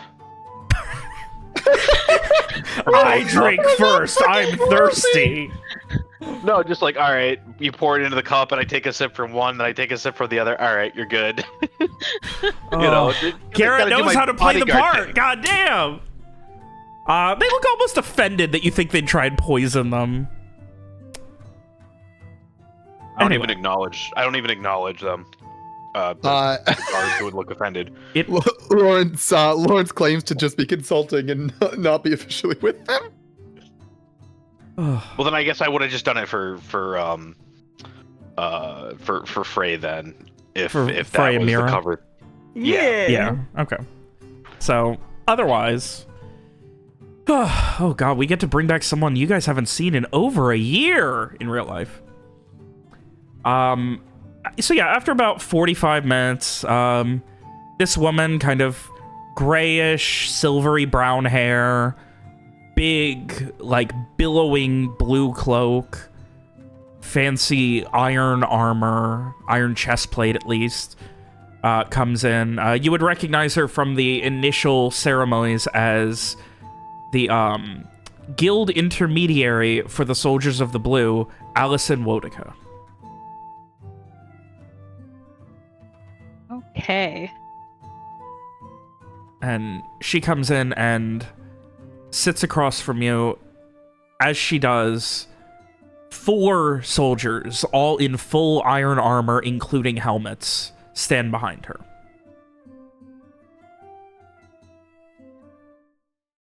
And she... Oh, go ahead. Frey is just going to... quite the welcome party we have here. I was worried that I wouldn't be able to wait too much longer. It's wonderful to see you again. I don't think we ever were formally introduced. She blinks a couple of times and... Yes, I am the chief guild intermediary for the Soldiers of the Blue, Allison Wodica, and holds a hand out to shake yours. You are... Frey will stand, shake her hand. Frey Rock. It is a pleasure to meet you. Varrock, I am a very busy woman. There is much that I need to be doing. Now, what is it you were exactly looking for with this meeting? I was told you were attempting to speak with or meet with a... And she waits for you to finish. With a Mr. Zane Vlari. We've been told that he is currently in your care. I'm afraid... Unfortunately, there was an incident a few days ago. And we have our doctors seeing to him now. He was very antagonistic towards his captors and a cellmate, and it turned very bloody. So he is going to be unable to make it today. Well, that is most concerning. And I am sorry about the carefulness. We do not want... Since this came out, we do not want this information getting out for fear that someone would twist it and want to see war between Vacania and Vreeland. I assure you we are doing everything that we can to keep the good commander, leader, president, I'm not actually sure how they see him, but the naval leader of Vacania in as good of health as possible. Do not want anyone to get the wrong idea, so we have kept it very quiet. And I am under the hope that you're going to continue to do so on our behalf. Oh, yes, that is exactly why I'm here. There's much concern about what's happened, and I fear that, well, rumors of it, it's so hard to stamp out. These things already spread. She Which adjusts is why... her seat at this point and sits up a little bit straighter.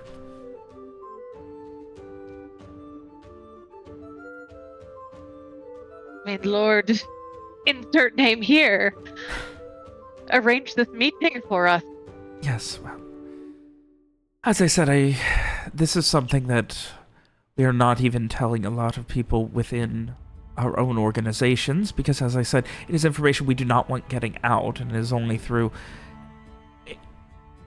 a frankly impressive amount of strings you were able to pull to get this meeting and this information. But I assure you, we are doing everything possible to keep Mr. Valari safe and healthy until he is able to recover, at which point we will be meeting with Vicania. That way we can find out what exactly happened and have a full investigation working alongside them to find out why this happened and where exactly the truth between the stories of his arrest, the attack on a lieutenant, she just motions, that sort of thing, where the truth actually lies. Well, perhaps that is something that we would be able to help you with. After all, it is in all our best interest that only the truth is known, and our friendship with the Soldiers of Blue, we would only benefit from being able to share resources with each other. I'm sorry, your friendship with the Soldiers of the Blue, who are you representing exactly?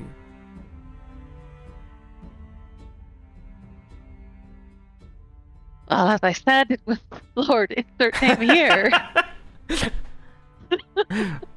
Of course, but Who helped arrange beyond this meeting? that, it is not... And she pauses in a mixture of frustration at this scenario and this need to have this meeting, and eventually... We would appreciate some time right now. We need to be able to... Once Mr. Valari has made a full recovery, we are going to look into this more, but as of now, we have him on a number of medications that have kept him very confused. And until that passes, until the pain and healing phase has finished, we do not believe we can get anything, and we are not about to investigate this when the subject of the investigation is unable to input anything, especially when... And she pauses for a careful second. The situation is so delicate. No one here wants to see tension between Vicania and Rayland.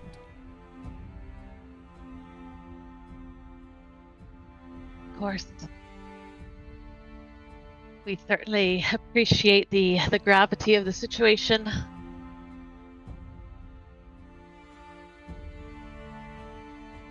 Well, I suppose the next time I have the pleasure of speaking with Mr. Adelvine,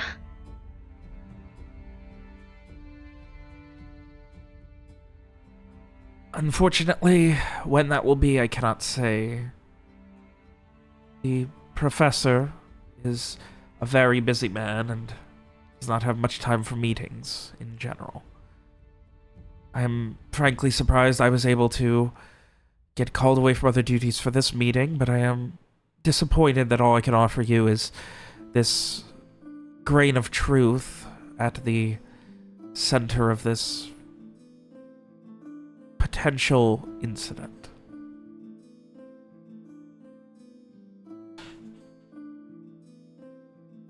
it is most unfortunate indeed.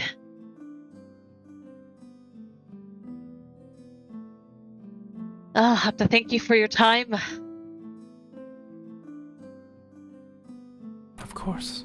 And as I said, please keep this quiet. Do not mention that there was a fight or that there was worry on Mr. Valari's life. He is going to make a full recovery. It's just going to take time.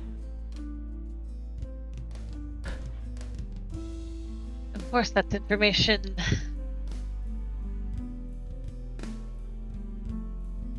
won't leave this room. But please, the next time you see Professor Edelman, give him my regards. She gives a nod. Of course.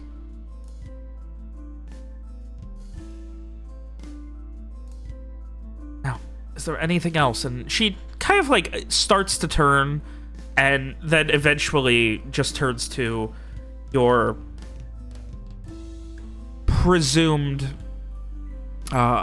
hired help in your consultant in Lawrence, and then back to you. Was there anything else I could help clear up about this to make sure there are no misunderstandings? Frey will look to the others to see if they have anything else in mind. I think like he would have prepared like, you know, ahead of this to kind of like, you know, like pass the words to him to then, you know, pass along instead of, you know, his so-called servants speaking out on their own. Just to double check, Frey has only introduced himself as representing this other non-specific, unimportant individual, not of the Fortune's Accord, right? It is an important individual. Yeah.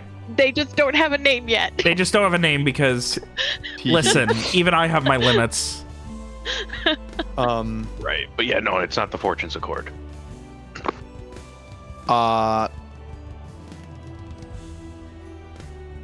Lawrence will speak up. Hello, I haven't introduced, but I'm Lawrence Beckett, currently consulting for he gestures to Frey. What do you consult on, Mr. Beckett? Anything, everything. I primarily work in trade, but today, simple advising. But if I may, from one professional to another, is this a matter that you believe can be resolved peacefully? Without question. As long as our investigation does not turn up that Mr. Valari did attempt an assassination on a... And she kind of just like trails off. If there is a belief, if the investigation turns up that he attempted to harm, kill, attack a member of the Soldiers of the Blue, or really anyone that handles how Vreeland's defenses are, that would be seen within Vreeland, within the guilds, within this hall here, as an act of war, which we do not want to see happen. So... And in your opinion, what is the difference between an assassination attempt and, let's say, a bar fight? Is it solely in the individual involved? The difference here is going to have to do with... Well, she pauses and then considers your question a little more literally. A bar fight where one man is not drunk and is carrying a knife and antagonizes a drunk man is an assassination. Two people drinking and screaming at each other is not. I see. Thank you for your input. Even if this becomes a problem, an incident, I am confident that there is no scenario where we would openly want to declare any sort of war or negativity towards Vicania, and I'm sure that were it to come to that, they would be more than willing to agree that Mr. Valari worked alone and they are uninterested and not backing any of his decisions when he was not within Vicanian borders.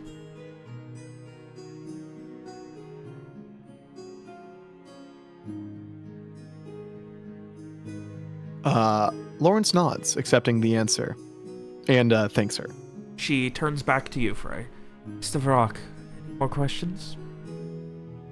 Or did you and your consultant have enough explanation? Frey will look over at Garrett and Mira if they have anything else they want to. I'm your bodyguard. I don't ask questions. Was there anything you guys would have She wanted to ask mentioned- before coming in here? Yeah, that.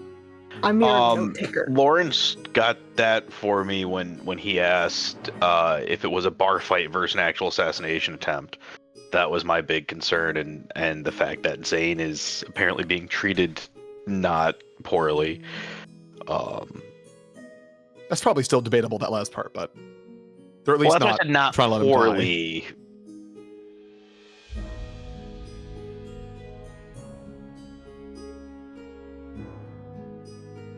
Sounds like there's no more questions. Yeah, no. I'm not sure if I would be able to immediately. All right. Bray will. I think we're satisfied at the moment.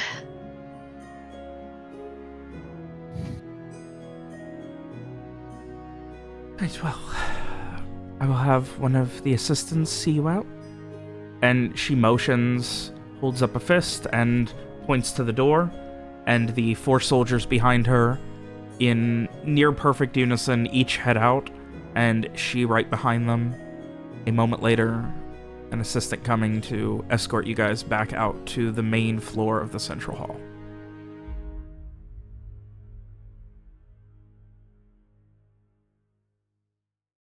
All right. And I think Bray will just turn to head out.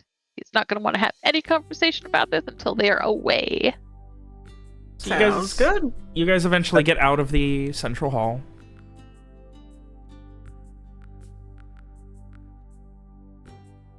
Yeah, it's yours. Now, you said that Zane was injured at the prison just the other day, so that would have been when Samar showed up and got interrogated? Oh. Was that a question to me? Yes. No. The Samar thing happened a day and a half ago. This was implied a little bit longer before that. Okay.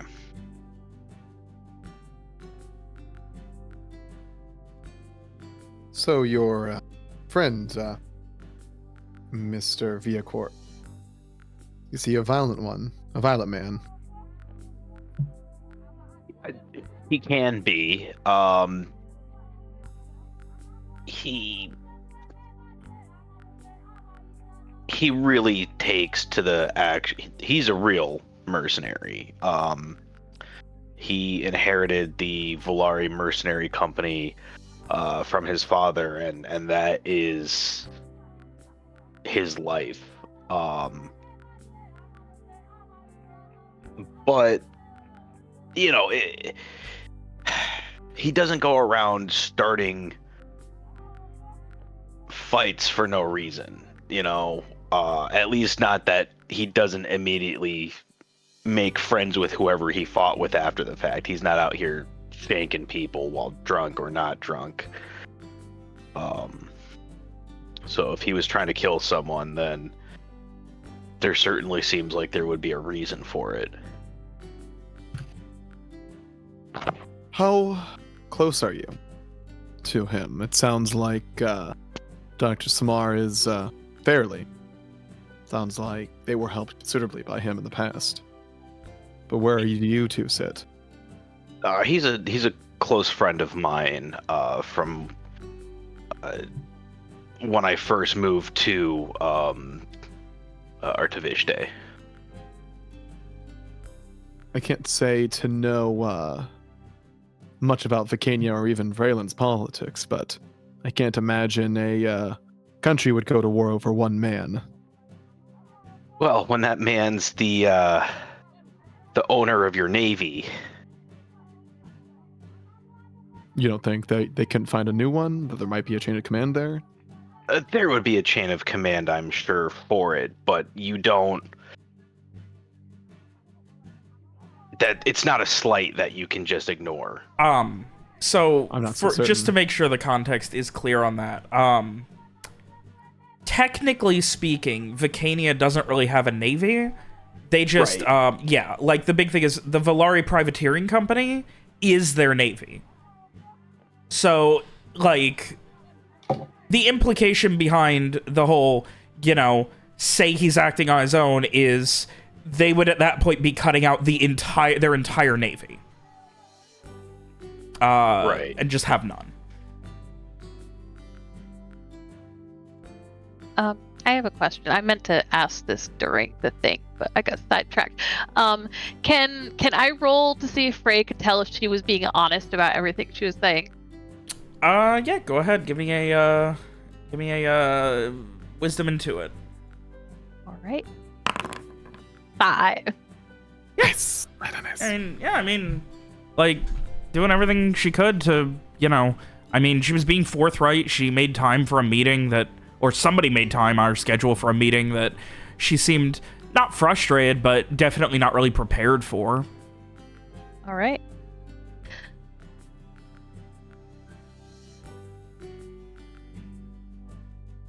So yeah.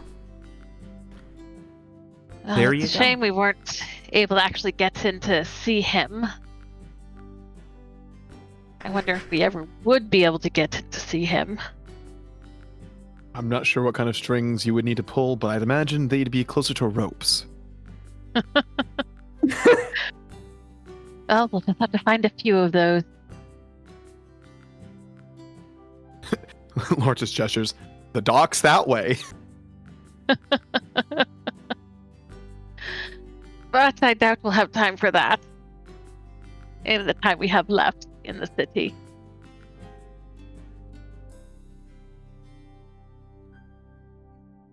But Mr. Viacourt- Sorry, go on. he was gonna ask, but Garrett, what do you think now? Zane at least seems. It at least seems that they don't want to escalate this, and that they're going to try to keep him from getting hurt. It sounds like they're trying to heal him. I think that I would feel comfortable going off on this expedition for this cure without worrying about Zane. That was my big issue, basically, that we would be leaving and Zane would be executed or something. But it sounds like that's what they're trying to avoid for now. Hopefully they contacted Vicania to at least get someone to show up and try to negotiate this. But who knows how long that'll take. Maybe we should take that into our own hands. You have letters to write, I'm sure. Yeah, I could certainly send them a letter to a couple different people. See what's, make sure they're aware of the situation. Pass on that he had been injured but is currently being taken care of, etc. So yeah, I think I could certainly do that. Mira, there was a postal office that you used to work for that worked with the Vicanian government. Yes, I nearby, stopped right? by, not day before yesterday. Okay, yeah. Why don't I write up some letters and we can go there and drop them off? Okay. Write the letters there and Mira seemed to like suddenly something. Magnus might try to get us to fight him today. Pardon? Yes, and you as well, Mr. Beckett, are included in that number. This is someone who is a friend, correct, of yours? I Yes. helped raise him. I don't think it would be best that I fought him. Not seriously. Well, yes. I mean, I was getting to that. I just. Does he mean like a friendly round of fisticuffs? Like a bar fight type thing, or is he? Well, I think it's complicated, but I think he just wants to, make sure that That we can fight a bear. yeah, that we can take care of ourselves. So I'll go first, and once he sees what I can do, maybe the rest won't matter.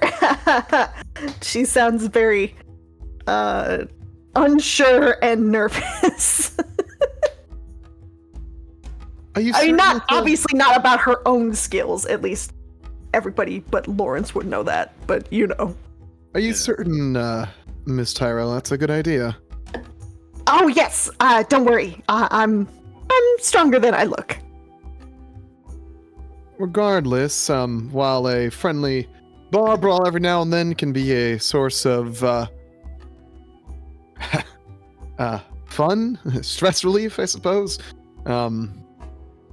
Is that what this is? What is this exactly? Kind of like glances at Frey, glances away.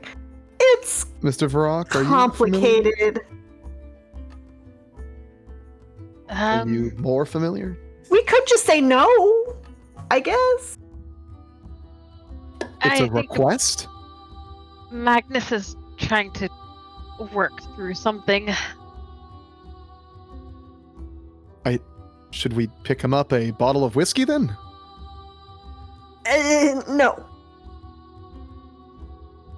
Well, I do have some. Robert, what's the name of the wacky weed? Wacky weed. Which one?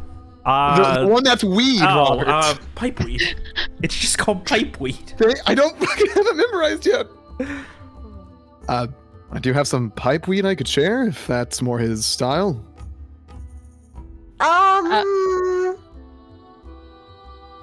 Just kind of like shrugs, like. I suppose you could offer it. I don't quite know. I mean, it's those, or worse, or I guess religion. Those are the typical ways that are less destructive, in some ways, than fighting your friends. I honestly don't know what to think of that. He means well. I swear he does. Are you sure about that? Yes. I don't like that you sound sure. Sorry, I came off as judgmental. It wasn't meant to be. Well, he just...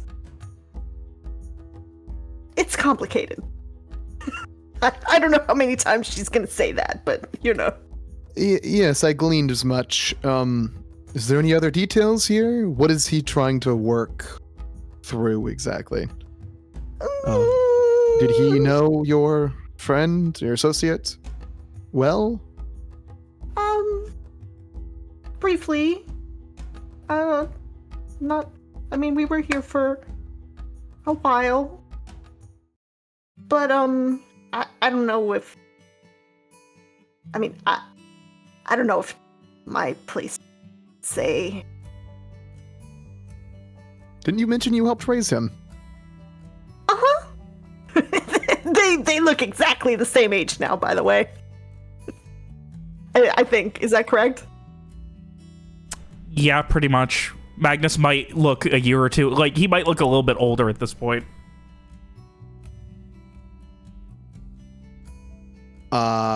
There is the slightest hint of, pity. Before he hides it. Really swiftly. He has nothing but admiration for Mira's spirit. This parentified, long-suffering servant girl. Listen, she has to He carry also everything. had to have a secondary job working in the post office. All right. Oh, gosh. So, Just uses a meat shield for her allies. with that, we're gonna go ahead and take a break. We're gonna take a quick break.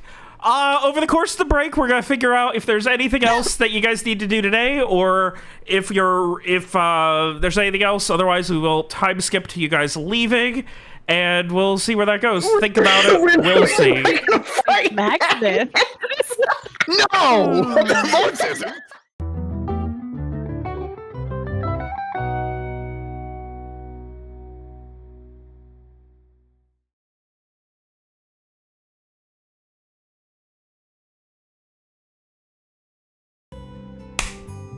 Wait a minute. We are so fucking back. And I ask unto you all, besides dealing with Magnus, we spoke, William, Lawrence is going to be doing some shopping, some investing, if you will. He politely excused himself to mention that there is one last deal he needs to resolve before, the next day, but he'll come by later to check on things. Hopefully missing the Magnus smackdown. But yeah, other than making sure everything's packed up and making sure that Henrietta's got the wagon and everything's good to go. Or no, we're not bringing Henrietta, are we? Or nope. You're gonna be going on. Yeah, you guys agreed no cart because we weren't bringing the cart, but we were bringing the mule to carry. Oh yeah. Oh, you're bringing the mule, but not on the cart. Okay. The mule to carry Frey. Pack things. Right. Frey's struggling to pack things in one bag. We could take the cart as far as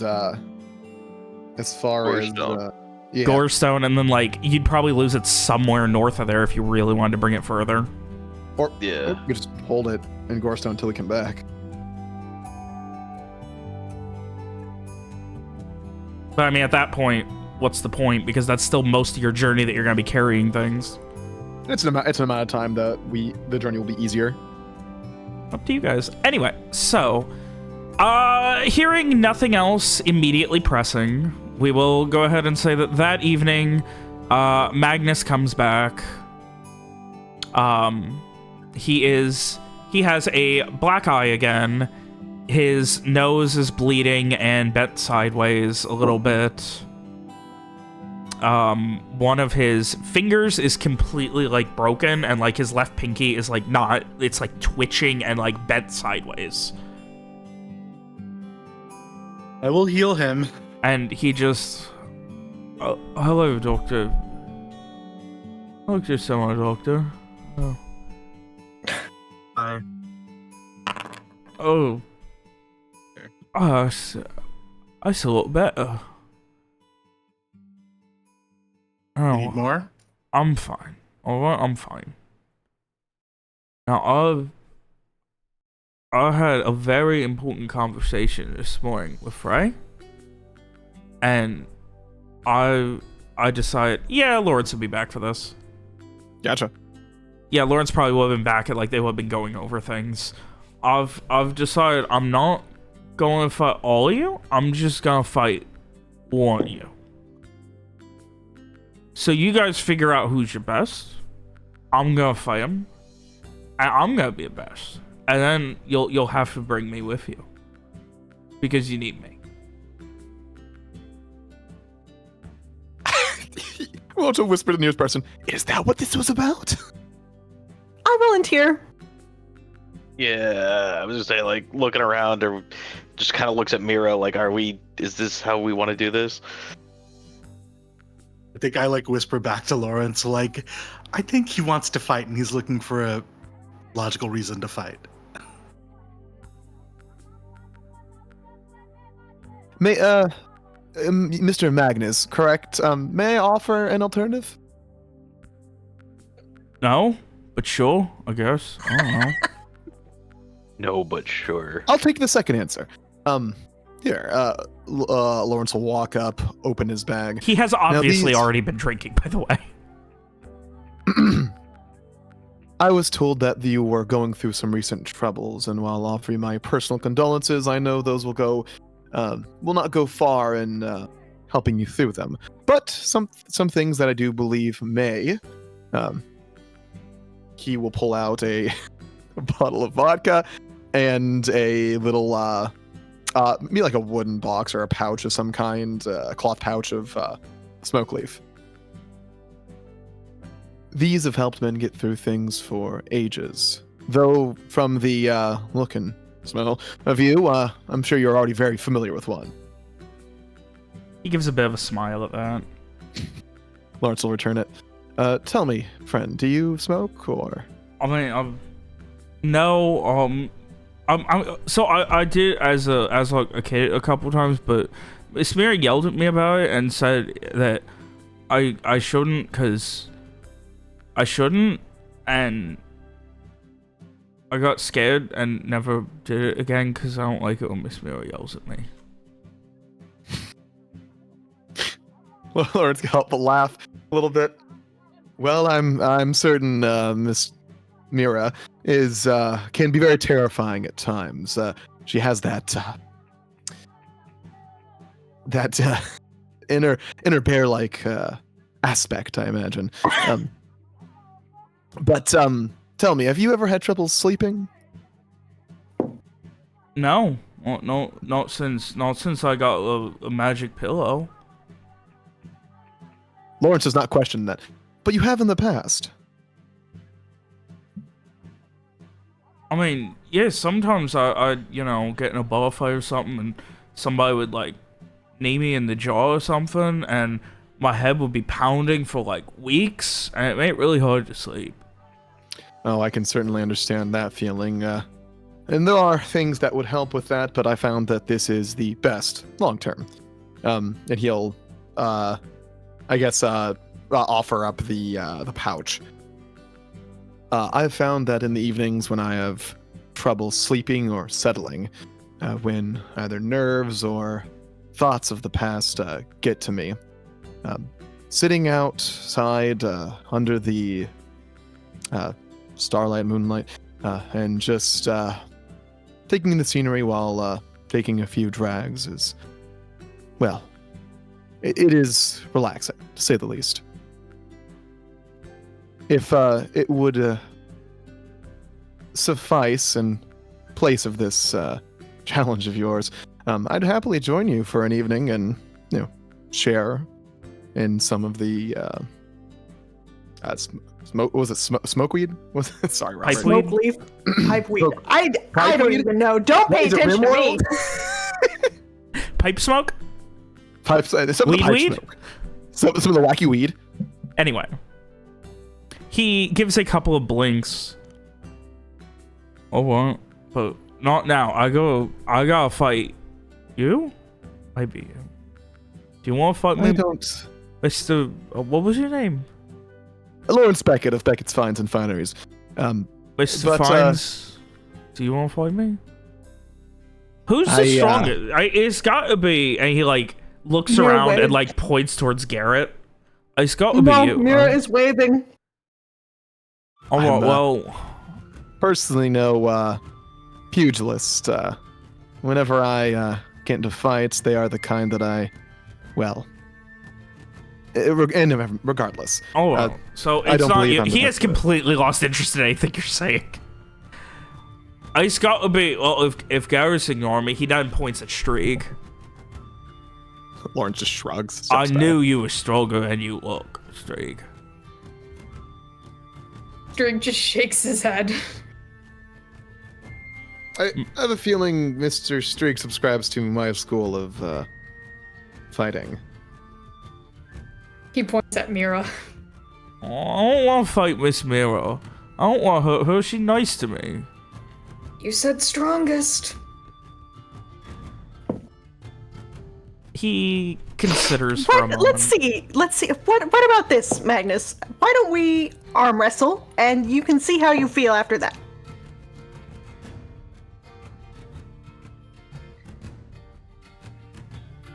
All right, Miss Mira, but he cracks his knuckles. I'll let you know. I'm not gonna take it easy on you. You don't have to. All right. I need a strength exert.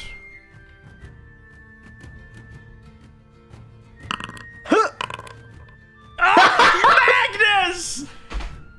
Wait, it's supposed to be +2 on there. Still not impressive. It's only a 6. Still not impressive. Come on, Maggie. Is it, what are you, 5? Am I dumb? What? Is that a 5? Am I dumb? 2d6 This +1? would be a +2. You mean additional +2? Yeah, he was supposed to have a +2 on there. Oh. Like I typed it, but like I guess I hit something I didn't send it through on the situational modifiers. And he, and like he's like screaming. This isn't fair. Did they like roll down their sleeves for this? Magnus does. Yeah. Sure, I mean, you Does know, Mira have big arms? no. Not even remotely. She is average non-muscular woman. Yeah, she's kind of a little on the thin side. Like, you know, she looks like a fucking maid. Lawrence stares on, wheels clearly turning in his head. The wheels are turning and there's nothing to process. And eventually, you start to see Magnus, like, getting, like, pushed back, and finally he just... And Mira brings him down. I told you I'm stronger than I look. She, like, smiles.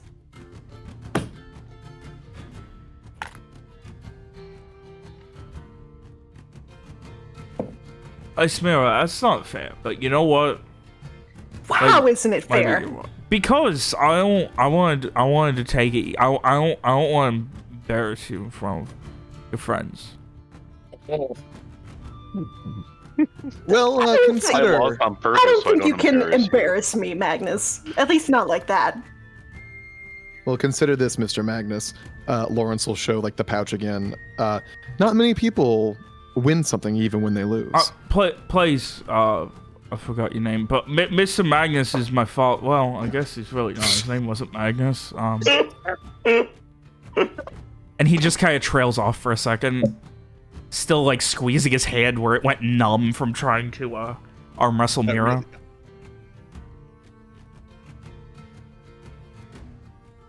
Well, I still want to fight somebody, but not you, Miss Mira. You're strong. Isn't that the point? Wasn't that the point of the whole thing? No, the point of the whole thing was I just wanted to come with you because I wanted... I don't know. I didn't want... I don't know. The point is I want...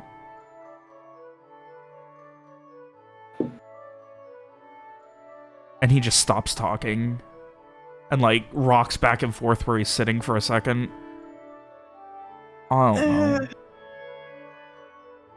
I think I'm just mad and I need to take it out. I mean, it's what my doctors always say, is that sometimes I get mad enough to take it out on things because I don't have any other healthy coping mechanisms, but sometimes I feel like I do. I'm not actually sure. I can make a suggestion. You hit Feels me. like you. No. If I can make a suggestion, I'm weak enough that I think me hitting you will also hurt me. If I can make a suggestion, I feel like you've been hitting a lot of things lately, and I don't think it's been helping. Perhaps you I could disagree. consider- I like hitting things. It makes me happy. Well, we've been here for several days. You've been hitting things for all of those days, and you still want to hit more things. So I think maybe it's not really fixing anything. Might I suggest we, I don't know, try out a hobby or something, you know? Maybe we can pick a more constructive coping mechanism.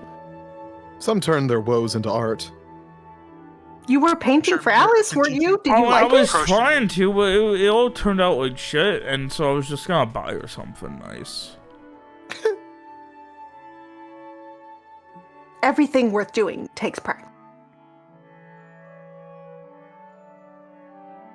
He just kind of looks away and... Well... Get Magnus into art therapy. There's always option 3, he says, still holding the bag. After... Fucking frowns at Lawrence like a disapproving mom. After a moment, he looks over at you, Lawrence, and stumbles over, like holding his hands out like a child trying to grab it. Come, let's step outside. I wouldn't want to run the walls in here. He nods, not really. He idly nods, like as if just acknowledging that you talked, and follows you outside. Is there a place to sit outside? Yeah, they have a yard. It's nice out. Nice. Well, Lawrence will take a seat. He will take out a pipe, pack it, light it, take a drag before handing it over. And he'll, assuming he's not like actually doesn't know how to do it. He said he did it a few times as a kid. He'll tell him how to, without like fucking dying. Oh. And so, Lawrence and Magnus sit under a tree out front, getting high as fuck. It might not be art therapy, but you know what? It's I don't called know. male bonding. I think Summer looks Try at sometime. and is like, I guess that's a hobby.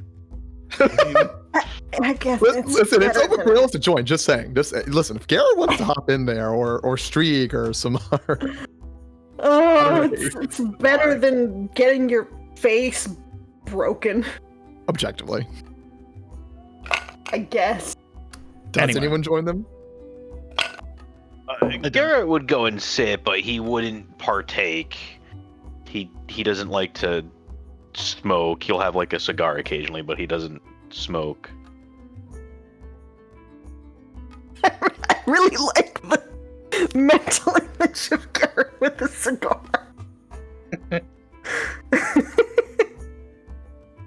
Oh. Anyway, so with that, is there anything else that you guys are going to do for the night? No, I guess not. Well, I mean, Well, we're gonna leave, right? I did 'Cause want to. Today's the day we were leaving. It was the next morning. We were leaving. Oh, it was the next morning. Oh, Yeah, it's like night right now. okay. My I guess maybe I will go out and like chat a little bit about like, hey, I heard Alice was getting married. Have you heard from your parents? What, blah to blah blah blah Magnus? blah. Yeah. Yes. Good time to talk to Magnus when he's drunk and high. I mean, well, we're leaving tomorrow. I think He just kind of like, he's not brushing you off. He's just like, oh, yeah, they're fine, Miss Miller. They're fine. And you would know, he is not, like, I'm sorry, Lawrence, you would note, whatever advice you're giving him, he is not listening, and he is taking these huge drags and just blasting smoke back out, and coughing, just... Lord encourages him to slow down, though I imagine he's not taking it. I'll only just Taking. speed up if anything. Mr. No. I said Mr. Magnus is my dad. I'm fucking stupid. Hey, now we're all stupid every now and. Yeah. Oh. At least you don't treat me like I'm stupid, like some people. Respect is it's part of human decency. It's basics. Yeah. Yeah. You should tell Frey that. Oh, okay. Lord doesn't know the context, so he just laughs. Yeah, Garrett just kind of winces at that.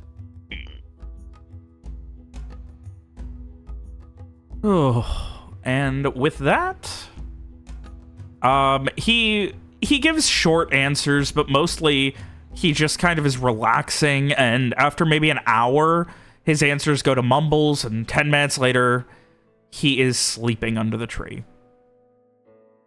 He actually like takes a drag as he's like half asleep, and like he drops it, and like some of like the soot and it just kind of like singes his shirt, and he doesn't even notice he's so passed out.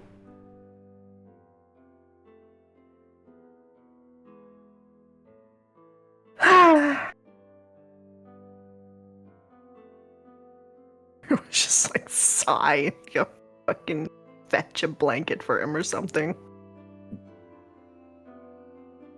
Not gonna bring him in. I mean, yeah. I don't. That was a very nondescript. I don't. Yes, yeah. I will fireman carry the big man back into the house. All right. So, Lawrence now has to watch as you effortlessly throw this like 230, 240 pound man over your shoulders and walk him inside. Lawrence stares. Lawrence stares as this happens, bends down, picks up the pipe, like it drops the ashes out on the ground, stomps on it to remove any like flame or anything, and begins putting things away. That's so high. I saw something weird just now. It's stronger than expected.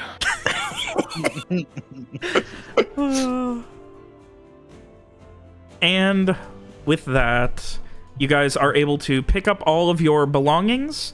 The final total on the silver, I believe it was 490. He paid the high shot ahead of time. Yeah, to encourage them to yeah, be swift. Fortunately, we did not write it down. At least not there. It's in the one thing you posted, I think. The gain. Yeah. I've already subtracted everything based on what we discussed. Okay. All right. Great. In that case, you guys eventually make your way to bed, planning to meet up outside the Guarantee Estate in the morning to load up Henrietta and head out. So we don't actually resolve the castle stuff before we leave? I mean, do you want to wait and see about that meeting? I mean, you agreed on how much to pay immediately. Did you still want to have the meeting with the assessor, or? Specifically, he wanted to see a contract from the assessor. Okay. Before giving them funds over. All right. So, in that case, they would be coming over in the morning. So. All right. Gotcha. Yeah. So as you guys are packing up, this is actually something that would happen in the morning. You have this moment as you are waiting and kind of like packing things up where, before sunrise, Abney was up and apologized for waking you, Frey, and then he was just like, well, gotta head out, gotta meet the assessor, get this contract before you guys leave, or we're screwed, and headed off, and he eventually makes his way back, and with him is this older gentleman, 40s, a good 60s, you can't really say for sure. Short, silver white, like bright silver white, almost platinum hair, a mustache and goatee, very neatly trimmed and curled, much like Lawrence's. Not me forgetting Lawrence's name for a second. And he comes in after a minute and right behind and just hello there. You must be the inimitably interesting Fortune's Accord. And out of everyone, who looks the most businessy? Lawrence? Yeah. Yes, I guess especially on the road. Especially on the road, he would. So I mean, it's either like Samar or Frey looking like well put together. Yeah. Right.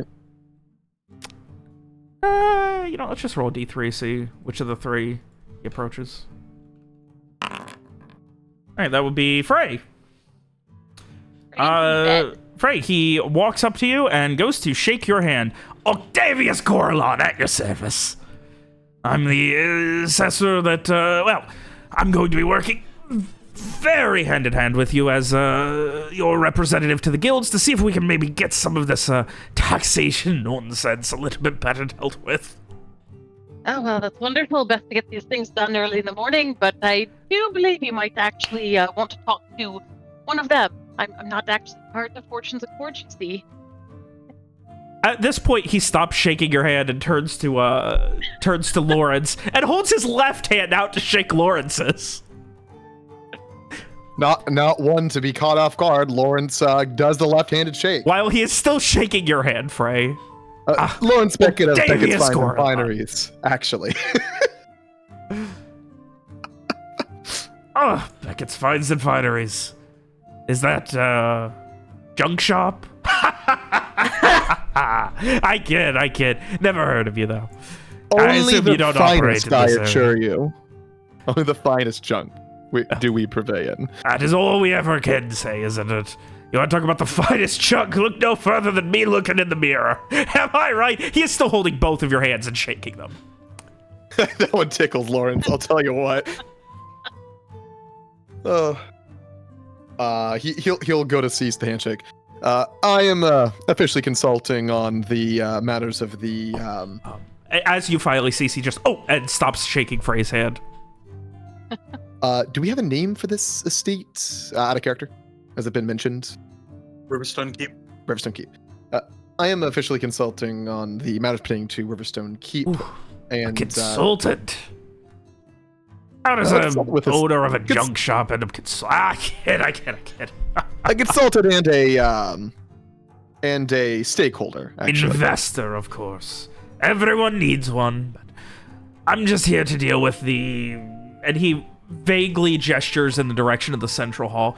All of your guild bullshit. You must understand, Mr. Beckett. Right, I tried handling it once myself, and, well, it was, quite a lot to handle. It's plenty for a small junk shop such as yours. And he, like, emphasizes with his hand small.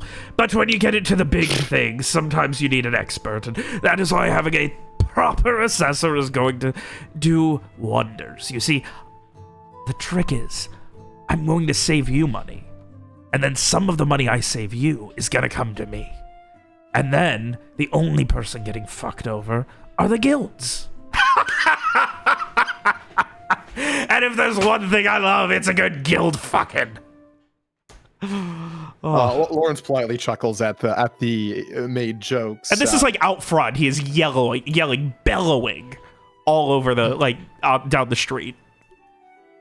So, regarding the specifics of the guild fuckery, I'm assuming you have paperwork regarding this contract. I have paperwork. Yes, I actually do. And he pulls out a small briefcase and undoes the leather straps and pulls out a parchment, a journal, and kind of begins flipping through and holds the parchment. So, this is a couple of estimates for getting the repairs started because, well, my goal is to get a better idea. I would, the first thing I would want to do is argue your IEP on your behalf, which is easier to do if I have tangible evidence as to both the quality and capacity. Because you see, they don't like sending their own people out for things that don't make them a lot of coin, and let's be honest, a small manor that's been abandoned since the Black Sun. Manor? Keep? I'm sorry, it was a... I'll put it to keep. A keep. All right. So we're talking the stone walls, all that, and there's a village, correct? Yes, from what quality is this village in exactly? He will allow one of the others to answer. Unfortunately, we have not seen the village. You own something that you have not seen.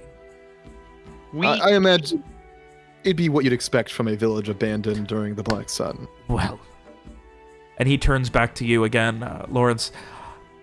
Let me say, if you're investing in this without seeing it, boy, do I have a bridge to sell you.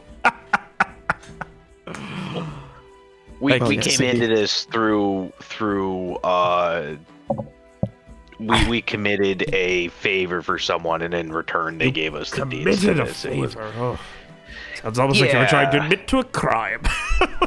I kid. All right, so here are a couple of estimates, and he brings them out and puts them down on a, as he, flips his briefcase, you then see as he has a set of legs that attach from his bag onto the bottom of it, making a makeshift table right there in the yard. Lawrence loves this. He's so impressed. So, you can see here on this one that we have low estimate. If I'm able to find real cheap labor with some assistance from your and he turns to Abney and business partner. I'm not associate. Quartermaster Mr. Abney. Quartermaster. Ah, yes, of course. Every not ship needs a yes quartermaster. So, This is, of course, an estimate on a full month, 21 days. It could be longer. We can't exactly predict the weather. Cannot exactly predict the weather. But at a month, if we can get some real good deals on some labor, we might be looking at about $735 up to $750. That would be the real cheap option. If we end up needing additional guards to hire out, if it turns out there's some sort of emerald presence and we just need more bodies to make sure that things are safe, especially at night, then we may have to increase the amount. High end if the damage is bad. Now, these initial estimates are just for the keep. The village itself we are not going to be investing in right now. Is that correct? Until we get full estimates, I do believe it's best to hold off. Yeah. Lovely. So, high end if there is considerable. Is there any known considerable structural damage to the keep itself? Collapsed towers? I don't believe there were any collapsed towers. There was a semi-collapsed outbuilding. I'm trying to remember from the last time we were there. Sorry, you faded out there, but There was also a wall that blowed up. A wall? Outer wall? Inner wall? Wooden wall? Stone wall? Inner wall. That may repairs on that might be a little bit. We will see. As I said, I'm here as your representative. As much as I am here doing things for the guilds, they do not pay me. But one of the guilds will be paying me, but really, you'll be paying me.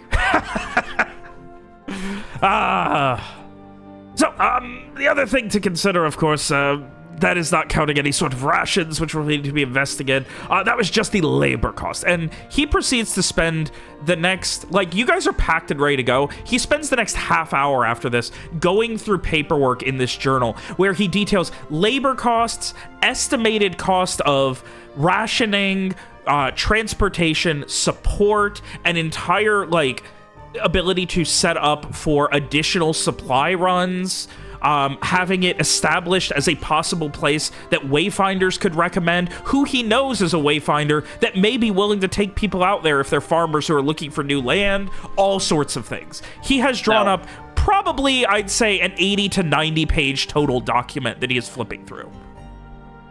price-wise, how close is this lining up to the estimates that Hoslow gave us? Oh, as I said, the $750 for labor is going to be on the low end if things are in a quality that I'm expecting based on what I was told.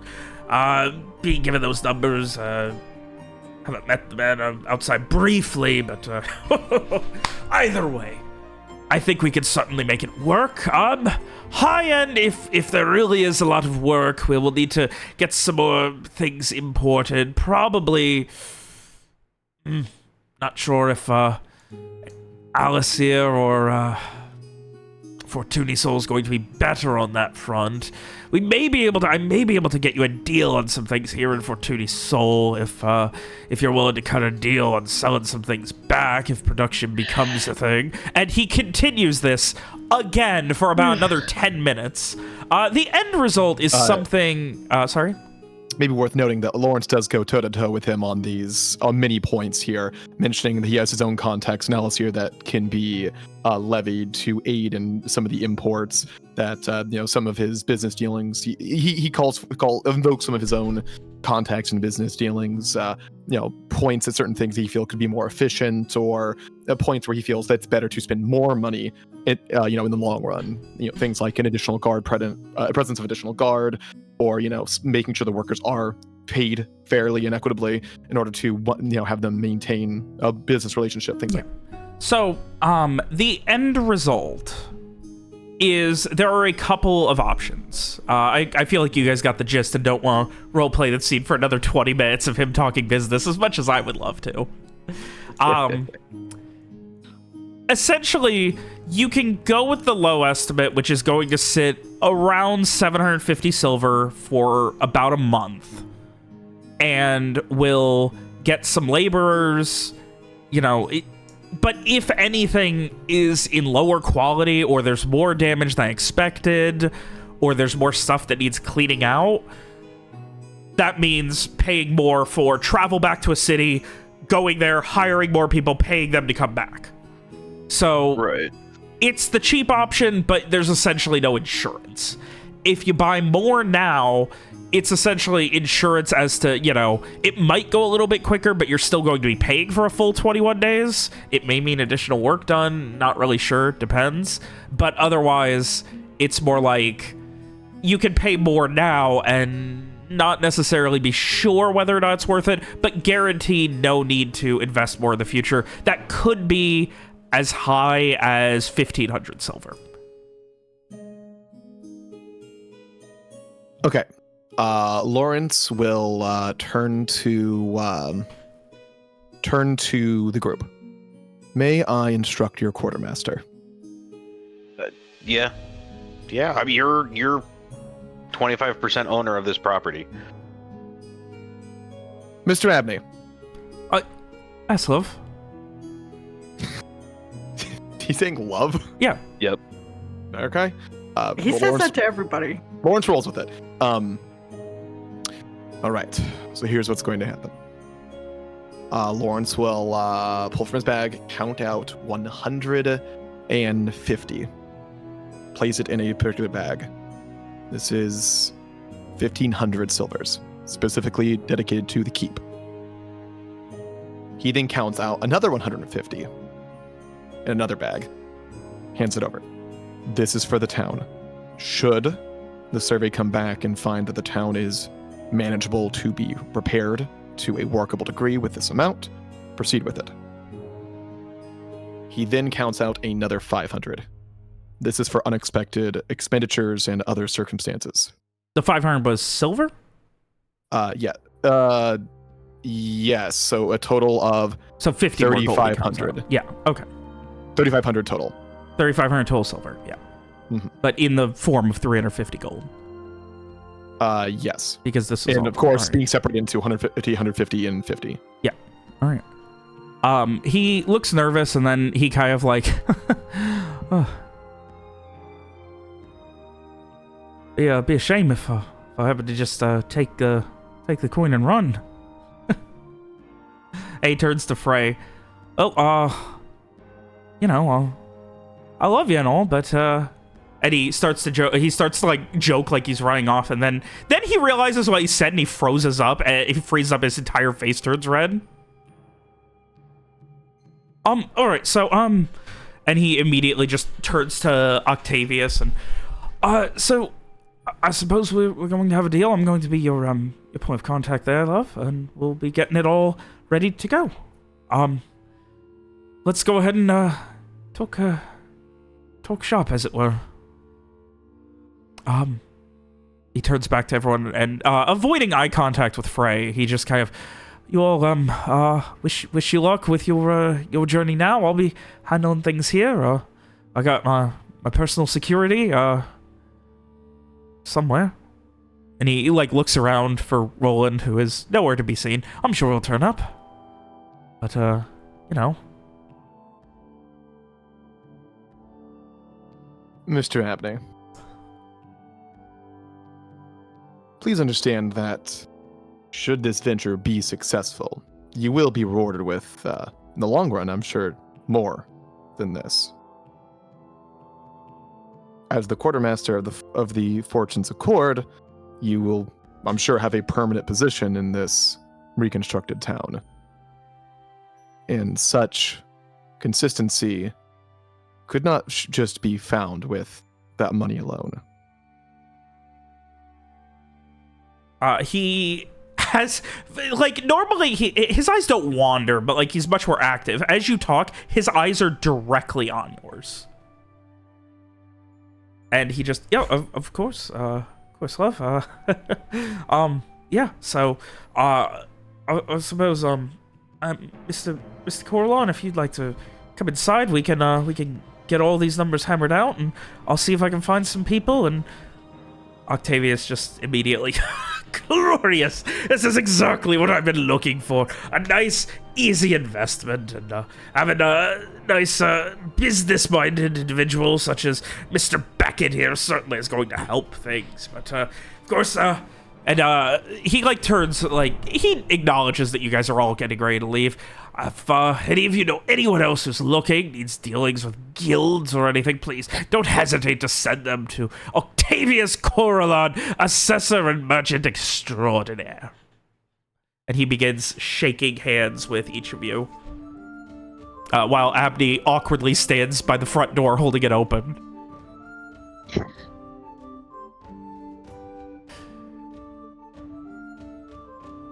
Yeah, so give him a good firm handshake and kind of point him towards the door, and just kind of like, all right, let's get out of here. Not like quite so, rudely, but yes. I think this will work out for the best for everyone, and we'll leave you. We'll leave this in Abney and your very capable hands. Yeah, he shakes your hand, and then he, like, excitedly, like, grabs your left hand with his, so he's shaking both of them. And then he finally, like, so that they're crossed. Oh, okay. Okay. I was just, yeah. Once he gets done shaking hands, he heads in with Abney, who immediately, like, I'll be right there, and shuts the door behind him, locking him inside the guaranteed estate. And still beat red, goes over to Frey. Just be safe, love. All right? Just be safe and come back. I will. I'm in good company, and you be safe as well with your travels. And don't forget what we told you about that ghost or Banshee. or whatever. The Banshee. I mean, let's not. I didn't mention it to anyone else. So how about we don't?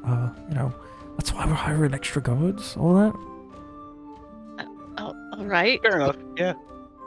Okay. I mean, he just like eyes wide. So he claps his hands together. Am I here? Do I hear this?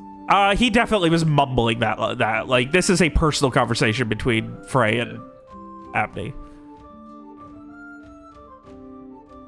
So, be safe. Come back, and who knows? Maybe you'll come back to a castle fit for a prince. I would get my hopes that high. I think it sounds like we have quite a lot of work ahead of us, but... Yes, well, I'm certainly motivated to make it as such. Well, I'm looking forward to seeing what becomes of it. And seeing you whenever all this is done. He gives you another big hug, still avoiding eye contact desperately. Can we talk about that, guys? It's not concerning.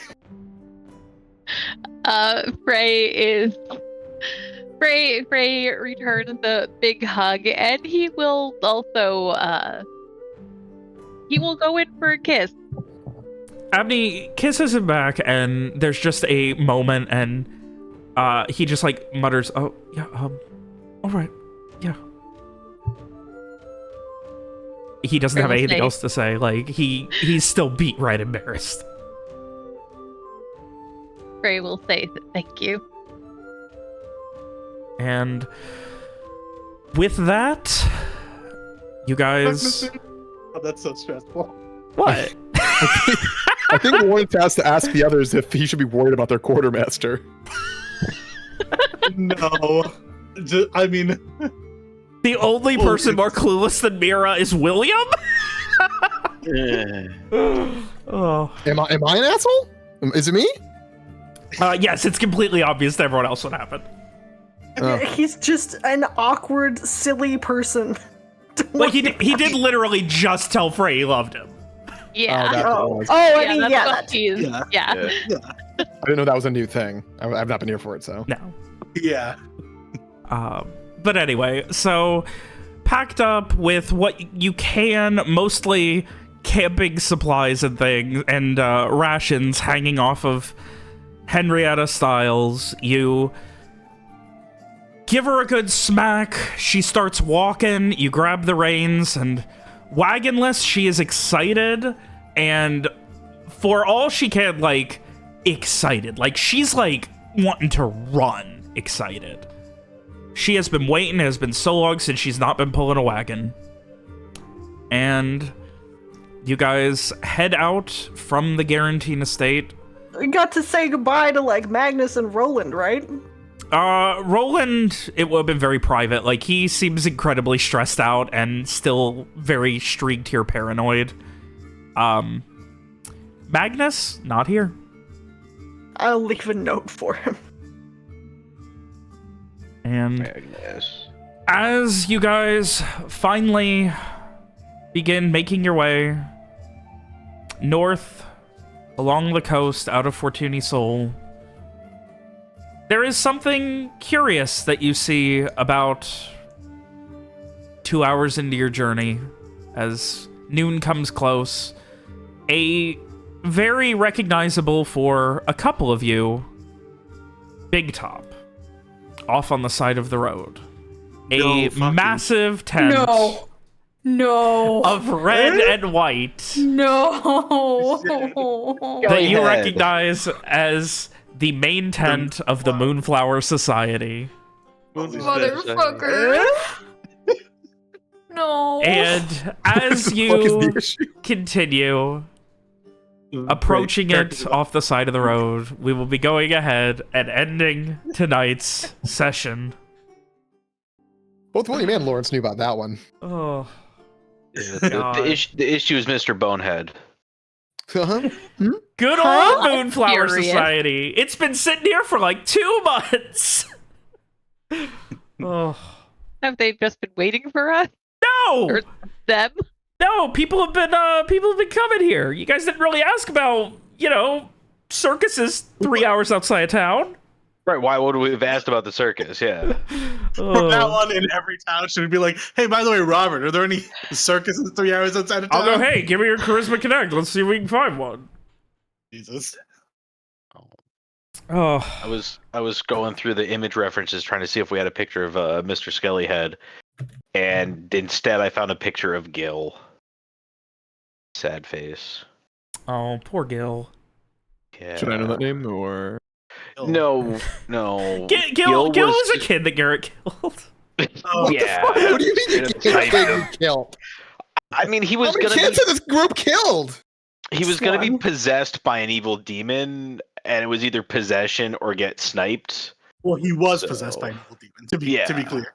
Yeah. As you To do. be clear, he was. Yeah. Yeah. This was not a preemptive thing. We And did our this best. possession is bad for you. It's not like you can come back from this possession, really.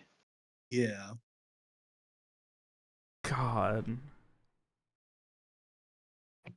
What a lovely little. Oh, here you go.